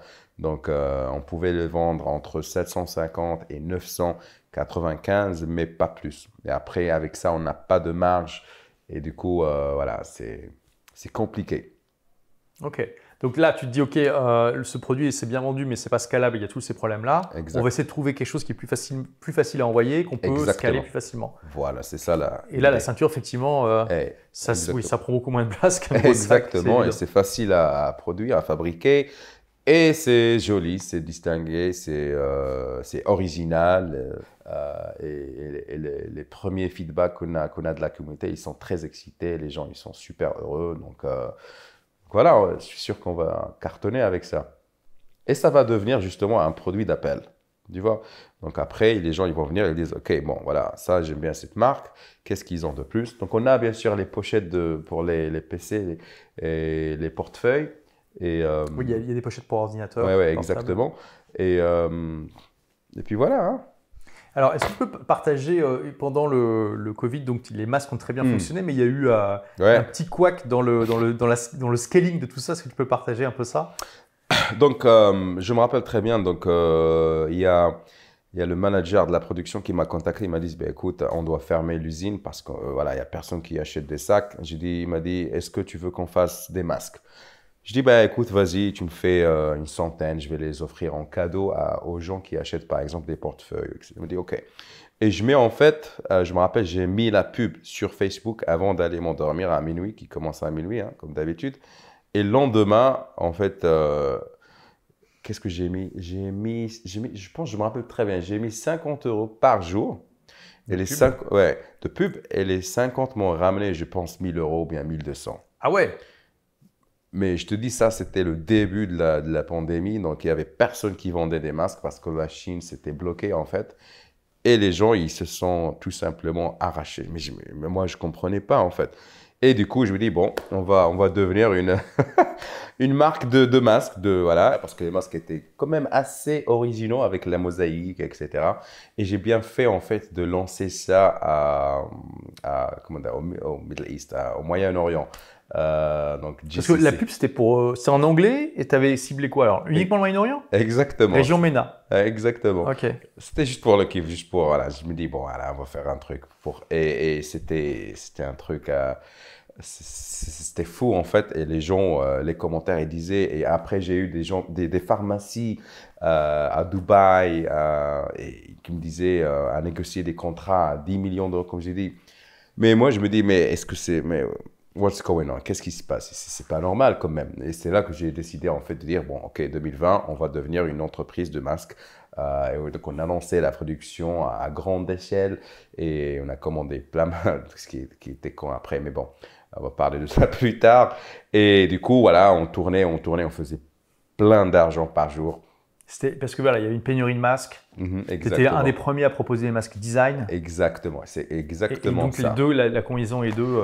Exactement. Donc, plus c'était un peu style arabe et donc finalement voilà. Dans les pays arabes ça marchait très bien. Exactement. Et Ouais. c'était un flagrant succès, mais malheureusement, hein, vers juin, je pense que Apple, ils ont commencé à tester iOS 15, non 14. 14, c'était iOS 14. Et je commençais à voir un petit peu que voilà, Facebook, ça commence à bugger en fait. Tu vois, donc... Alors parce que pour me mettre dans le contexte pour que les gens Ouais. comprennent, dans iOS 14.5, Apple a mis en place une fonction qui en fait rend le tracking extrêmement difficile pour la pub. Ouais. Ce qui est très bien d'un point de vue vie privée, mais le problème, Ouais. c'est que pour Facebook, c'est très compliqué du coup de cibler les gens en fonction de leurs intérêts. Et du coup, tu as plein de commerçants Ouais. et de petites entreprises et même de bonnes entreprises hein, qui ont galéré parce que du jour au lendemain, leur coût pour trouver les bons clients, ça a explosé en fait. Eh ben, c'est exactement ce qui s'est passé en fait. Et moi, parce que c'était quelque chose que c'est la première fois que je voyais un tel succès en fait. Et j'ai refusé en fait d'arrêter de faire de la pub ou bien d'optimiser. Hein. Parce qu'à partir de juin, donc là, c'était pas encore complètement déployé, mais ils commençaient à tester. Et tu vois que le ROI commence à diminuer, donc le retour sur Exactement. investissement. Ouais. Et là, tu te dis, je vais pas me laisser avoir. Exactement. J'ai dit, bon, et je me rappelle parce que je lançais toujours les pubs vers minuit. Et donc, je me réveille le matin vers 6 h du mat. Et je vois que, bon, voilà, le ROAS, c'est 0,5. Et je me dis, voilà, c'était comme du gambling, quoi. C'était un casino, quoi. Et je me dis, bah écoute, après, bon, les gens, ils vont se réveiller vers midi, ils vont acheter. Donc, ça va s'améliorer. Alors, ce n'était pas le cas. Et donc, en fin de journée, aussi vers la même chose, vers 18 h, je me dis, bon, ok, les gens, ils vont arrêter de travailler, ils vont faire du shopping. Et non, ce n'était pas le cas. Et donc, ça a été comme ça pendant, je ne sais pas, 2-3 mois. Je perdais de l'argent sur Facebook et j'essaie un petit peu de créer des excuses pour faire de la pub parce que moi j'ai adoré, tu vois. Donc moi je me rappelle, j'avais mes écrans hein, comme le Wolf of Wall Street, comme un trader. Comme un trader. Donc je regardais ça, il fallait allouer le budget ici pour le Moyen-Orient, non les États-Unis, c'était très excitant.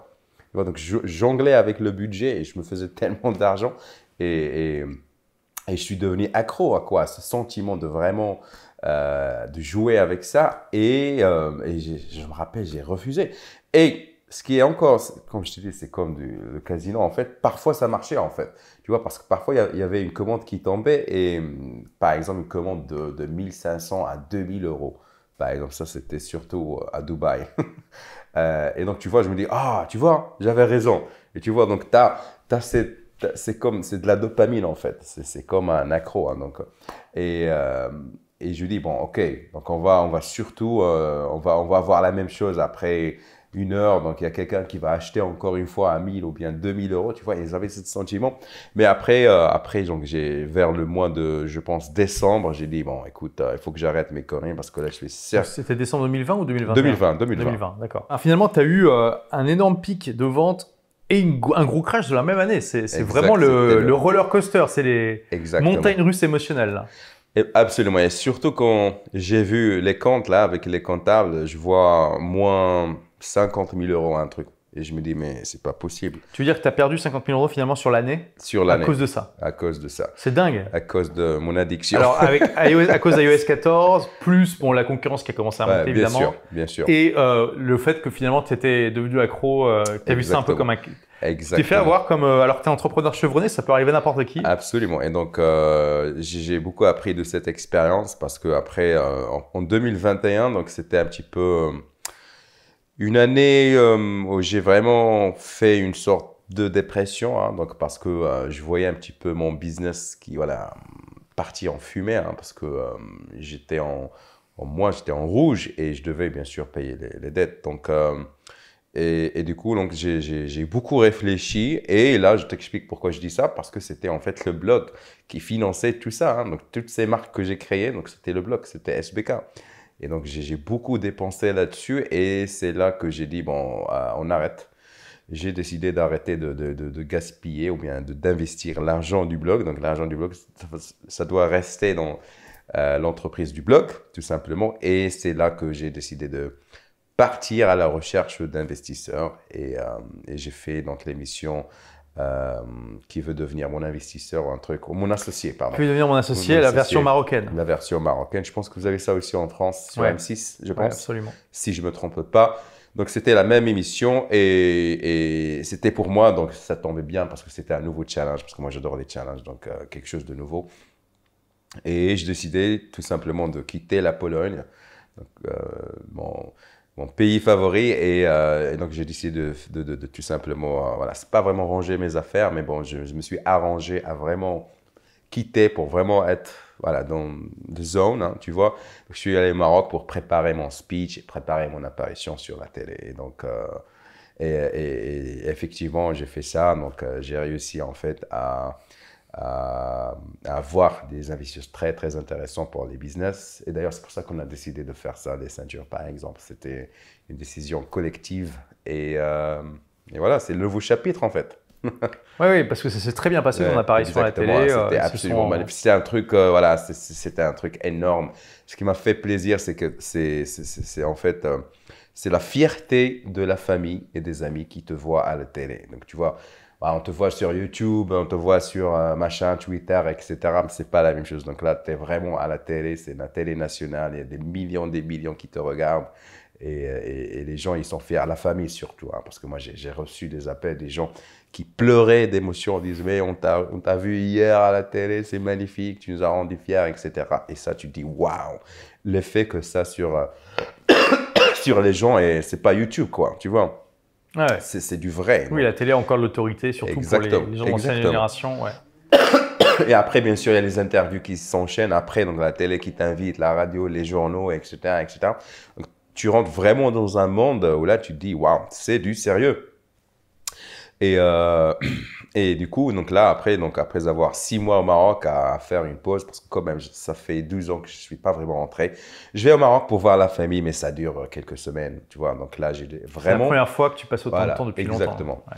Et ça m'a fait du bien, hein. Donc je suis revenu avec une nouvelle énergie, une nouvelle ambition, un nouveau départ, quoi. Et c'est tout, hein. Excellent, excellent. Et donc là, tu as eu des investisseurs qui… Exactement. Voilà, Ils ont investi, je pense, 150 000 euros à peu près, contre 20% de la boîte, de la marque. Ce qui la valorise à 750 000 euros à peu près. À peu près, donc ce qui est pas mal, hein. Ouais, Donc c'est pas quelque mal. chose qu'on a créé donc, tout seul, hein. Donc ça me fait plaisir, quoi.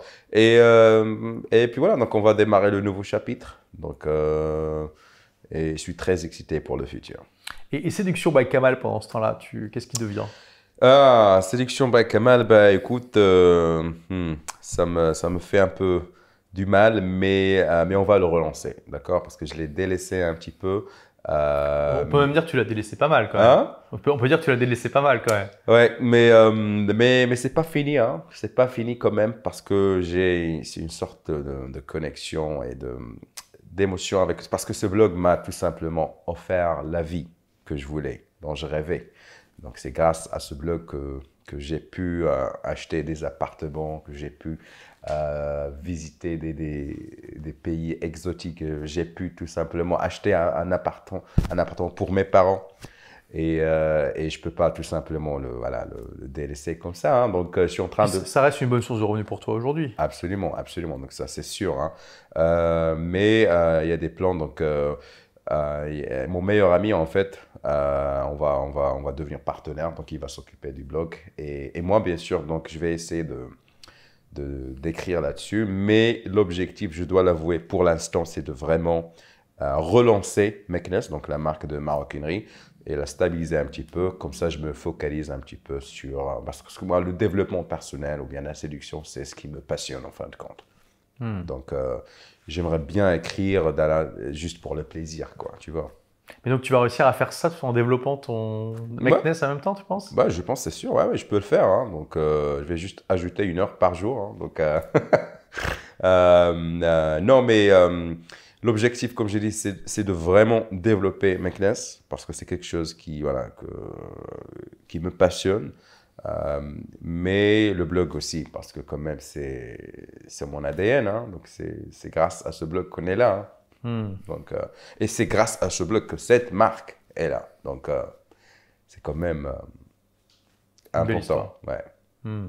Et parlons un petit peu de ton style de vie, parce que j'ai eu l'occasion de voir un petit peu, parce que ça fait quelques jours que je suis ici. Ouais. Et c'est assez impressionnant parce que tu es quand même, tu vois, on a pas mal mangé en terrasse par exemple. Et voilà, si on reste 1 heure à une terrasse, il y a peut-être 2-3 personnes qui vont passer dans la rue et te reconnaître. C'est assez impressionnant. Et je te disais, c'est marrant parce qu'on a l'impression d'être un peu dans un village, sauf qu'on est quand même à Varsovie. Ouais. Je ne sais pas combien il y a d'habitants, mais ça va être plus d'1 million, je ne sais pas. Ouais, 2 millions. 2 millions. Donc c'est quand même une grande ville. Et on a l'impression que vraiment, tu es connu ici, que tu as un peu une vie de village, dans le sens où tu peux te poser à une terrasse et puis il y a des gens qui vont venir te parler et tout ça. Parlons un peu de ça. Comment tu as fait pour développer toute cette connexion, cette tribu en fait?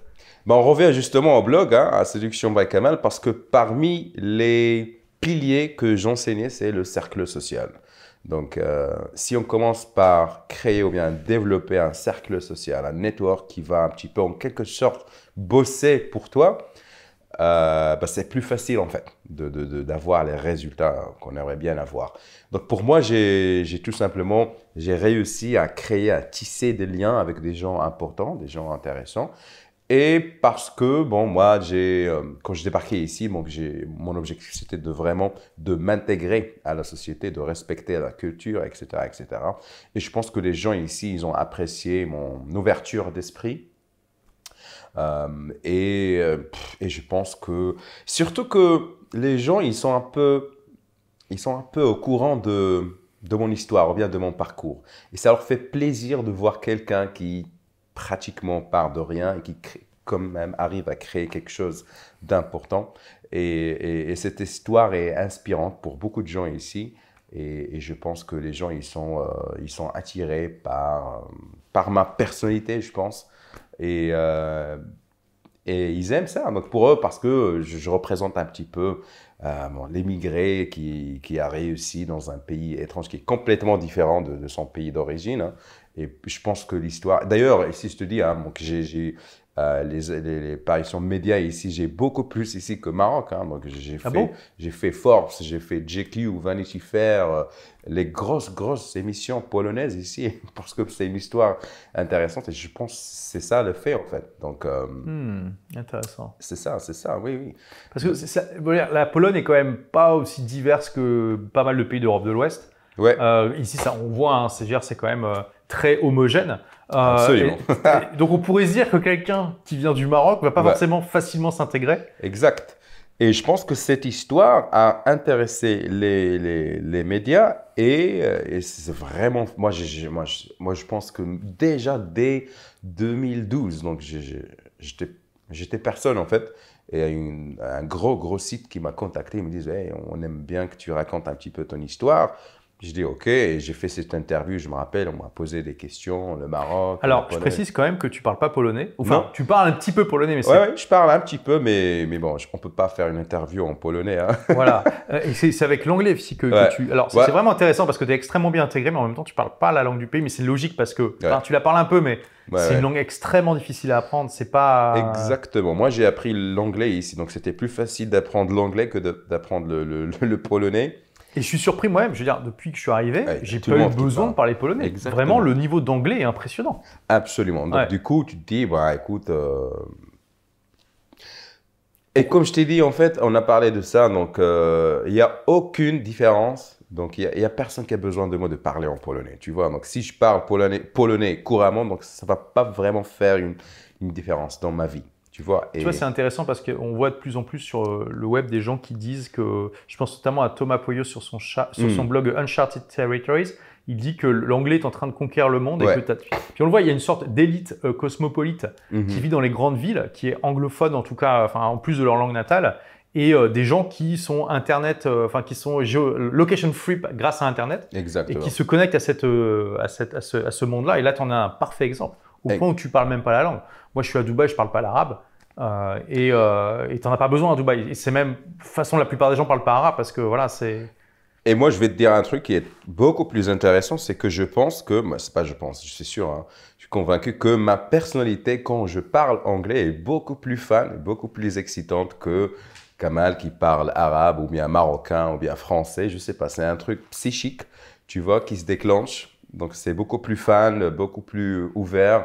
Mais je ne sais pas si tu as remarqué ça, donc, parce qu'on sait très bien que la personnalité de la personne, ça change par rapport à la langue qu'il parle. C'est sûr que déjà, je ne réfléchis pas de la même manière quand je réfléchis en anglais. Exactement, donc c'est déjà ça. Hein. Tu ne parles pas exactement de la même manière. Je suis d'accord, ce n'est pas la même énergie en fait.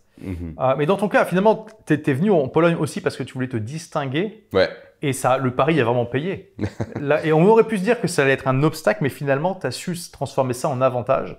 Absolument. Mais aussi parce que tu as réussi à bien t'intégrer, et que tu as amélioré ton apparence, et que tu es passé de vendeur de kebab à prince, et ce genre de choses. Absolument. Et je continue de le faire, je continue de profiter. J'aime bien ma vie ici, donc... Et tu vois, je me permets une réflexion parce que c'est ce que j'ai pu observer. Tu prends aussi le temps. Tu vois, tu es en terrasse de restaurant, on a passé, le lendemain de mon arrivée, on a passé nous l'après-midi entier au resto et dehors. Donc, il y a plein de gens qui sont passés, qui ont dit bonjour et tout ça. Tu prends aussi le temps, tu es un peu comme sur une place de village et tu es un peu l'ancien. Bon, tu n'es pas l'ancien, mais tu es un peu l'ancien et que tout le monde te connaît un peu. Et tu es là aussi, tu es disponible et tu prends le temps. Absolument, c'est ça en fait. Parce que les gens, en fait, donc moi, je n'ai pas l'impression de ça. Donc, c'est le syndrome de l'expert, tu vois. Donc, les autres, ils me voient comme une sorte de star. Alors moi, je ne me considère pas comme star quand même. Mais si tu arrives à donner un peu de temps à ces gens-là, et ça leur fait plaisir. Parce que je pense quelque chose que j'ai appris en écrivant sur la séduction, bien sûr, le développement personnel. On devient un expert en sociologie en quelque sorte, tu vois. Donc on sait, donc je ressens le besoin de ces gens. Je vois les yeux qui s'illuminent, qui brillent, qui te passent le salut, qui te disent « Hey, Kamal, ça va, le business, nanana ». Donc, tu leur accordes un peu de temps, etc. Voilà, donc et ça leur fait plaisir. Et je pense que pour eux, donc ils voient donc ce Kamal entre guillemets star, mais moi je me vois pas comme une star, tu vois. Je leur accorde tout le temps. Bah, imagine, je sais pas, tu croises Tom Cruise et il y a Tom Cruise qui dit Hey Olivier, ça va? Et donc ça te fait plaisir. Oui, t'es flatté, c'est sûr. Exactement. Et je pense que c'est ça. Hein. Donc, et moi, je te cache pas. Hein. Donc, moi, je suis un peu accro à ce sentiment, à cet instant. Donc, je vois les yeux qui brillent des gens qui me croisent. Donc, ça me fait vraiment plaisir. Donc, je me dis, ouais, ça me fait plaisir. Donc, et surtout quand je vais en boîte. Donc, là, je rencontre encore beaucoup plus de monde. Donc, parce que là, il faut savoir qu'ici, en Pologne, ou bien à Varsovie, les gens, ils aiment vraiment faire la fête. Donc, on fait la fête beaucoup ici. J'ai pu voir ça. Et du coup, là, donc à l'instant, là, je rentre dans une boîte ou bien dans un bar ou un truc, des gens qui me reconnaissent, qui viennent me serrer la main, les filles qui viennent, qui font la bise, etc. C'est tout un monde, en fait. Donc, puis on est rentré dans une boîte quand même à ses côtés, où normalement il faut payer. Toi, tu étais sur la liste VIP, on a pu rentrer gratuitement. Et, Donc ça, c'est ces petits détails, hein, ça me fait plaisir et je suis pas prêt à abandonner ça. Hein, donc, Et tu vois, moi, ça m'ouvre un peu les chakras parce que je suis quelqu'un qui voyage voilà, depuis 12 ans, 6 mois par an, un petit peu moins pendant le Covid.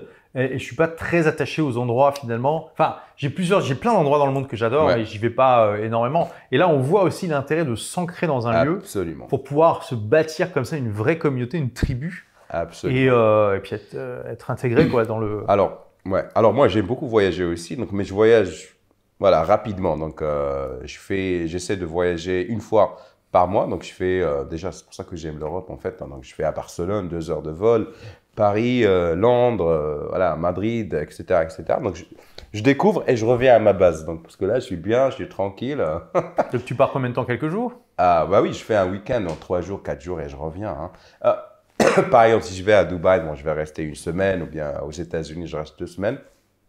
Mais grosso modo, hein, donc c'est des voyages vite faits, hein, parce que la qualité de ma vie ici est absolument énorme que voilà, je trouve pas ça ailleurs. Donc tu vois, même au Maroc, mon pays natal, hein, j'ai pas ça au Maroc. Hein, il y a les gens qui me reconnaissent grâce au blog, mais c'est pas la même chose. Hein, donc c'est pas toutes les 5 minutes, il y a quelqu'un qui va me croiser et me dire hey, tu vois. Oui, parce que voilà, donc pourtant tu publies beaucoup de contenu en français, mais évidemment beaucoup de Polonais lisent pas le français.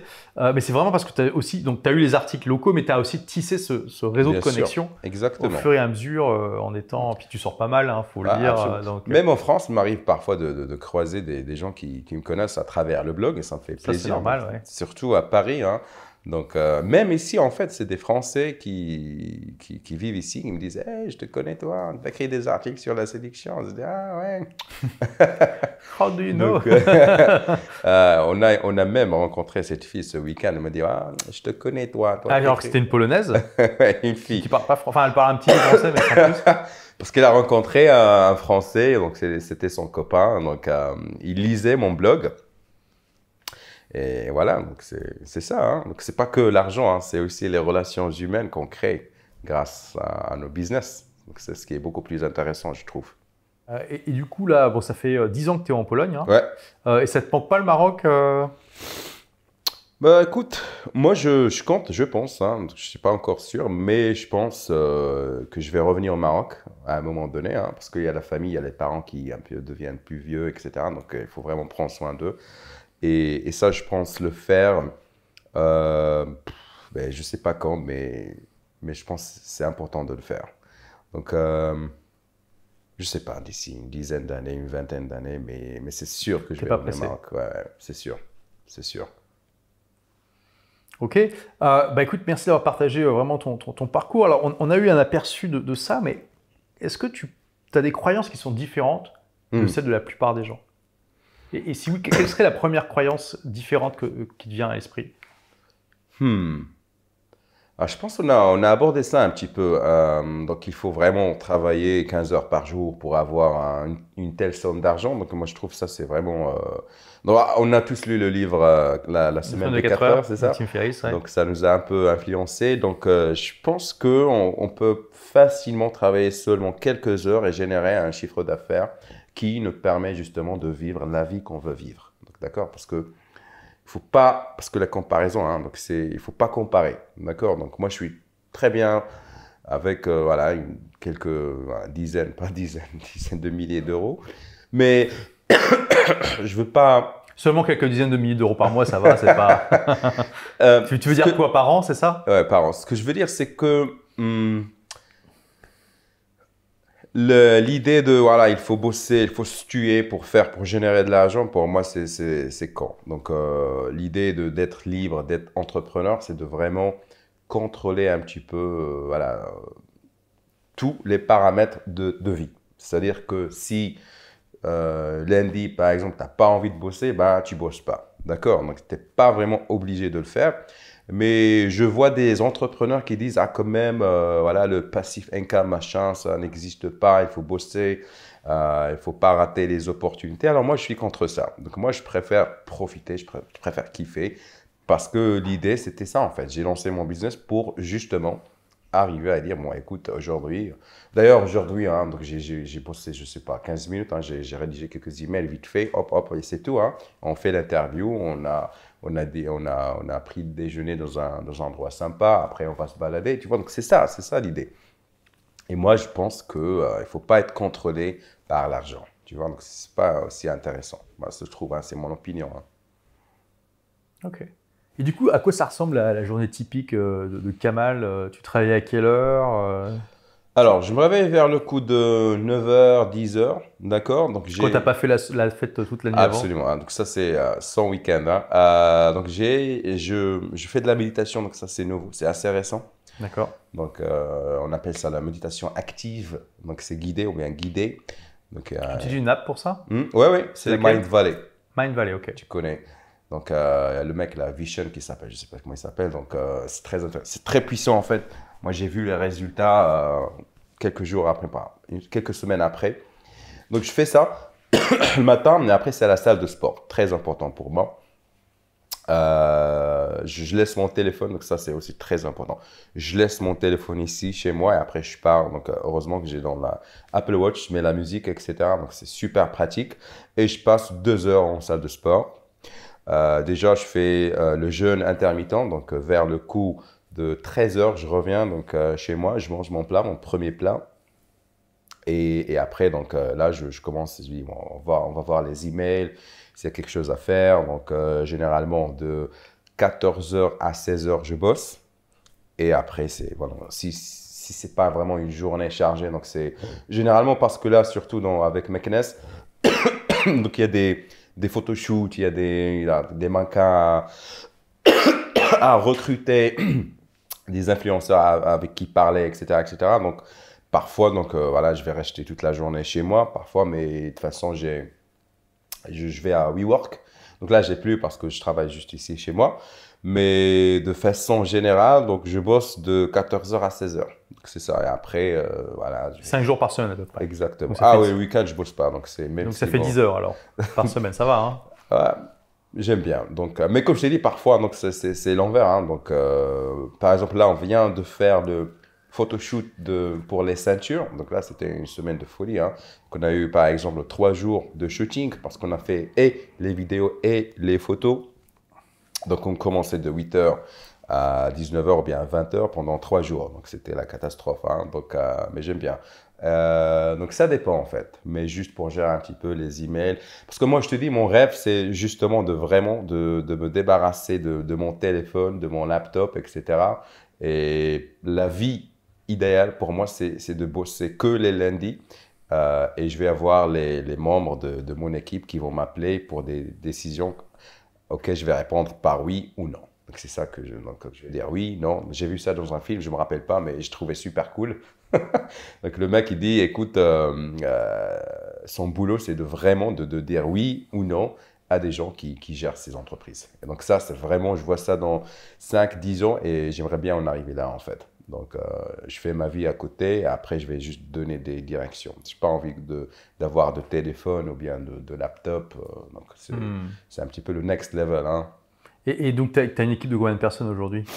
Je dirais, alors, donc alors, copywriter, IT, 6 ou 7 personnes. Pour les 2 business? Ouais, pour les 2 business, ouais. D'accord. Ouais. Okay. Des freelancers, bien sûr. Des freelancers qui ne sont pas à temps complet. Bien sûr, absolument. Donc c'est une petite équipe sympathique. Ouais. Ils sont en Pologne, ils sont un peu partout. Non, ils sont partout. Donc on a les États-Unis, on a le Maroc, bien sûr, on a la Pologne, donc les photographes surtout, les mannequins, c'était polonais. On a quoi d'autre? Je pense que c'est tout la France, bien sûr. Ok. Ouais. Alors au niveau de la Pologne, quelle est la différence culturelle que tu kiffes le plus par rapport au Maroc? Bah écoute, j'aime bien que en fait les gens ici, bah ils bossent, c'est des bosseurs, hein, mais en même temps ils font la fête. Donc ils préfèrent, donc ils se cassent donc, la tête pendant toute la semaine, mais le week-end, là ils se lâchent complètement. Et donc ça j'ai vraiment adoré. Donc j'ai embrassé cette culture et cet état d'esprit. Et est-ce qu'il y a peut-être quelque chose en Pologne que tu aimerais voir améliorer plutôt Alors j'aimerais, alors là on va rentrer un petit peu. Donc il y a moi j'appelle ça le micro-racisme. Donc tu vois les gens, les gens, et ça c'est une conviction. Donc les gens qui n'ont pas beaucoup voyagé, ils sont un peu, voilà, il faut le dire les choses comme ils sont racistes, voilà, il faut le dire. Comme l'histoire du kebab hein, qu'on a partagé.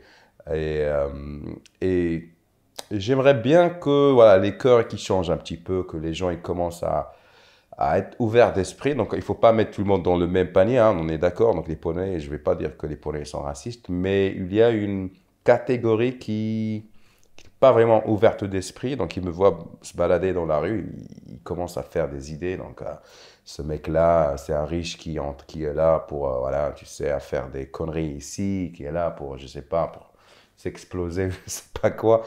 Donc, j'aimerais bien, en fait, qu'on commence à avoir cette propagande positive, j'allais dire. Donc, d'ailleurs, parmi les raisons que j'ai lancé Meknas, c'est justement parce que pour moi, personnellement, je suis un ambassadeur du Maroc.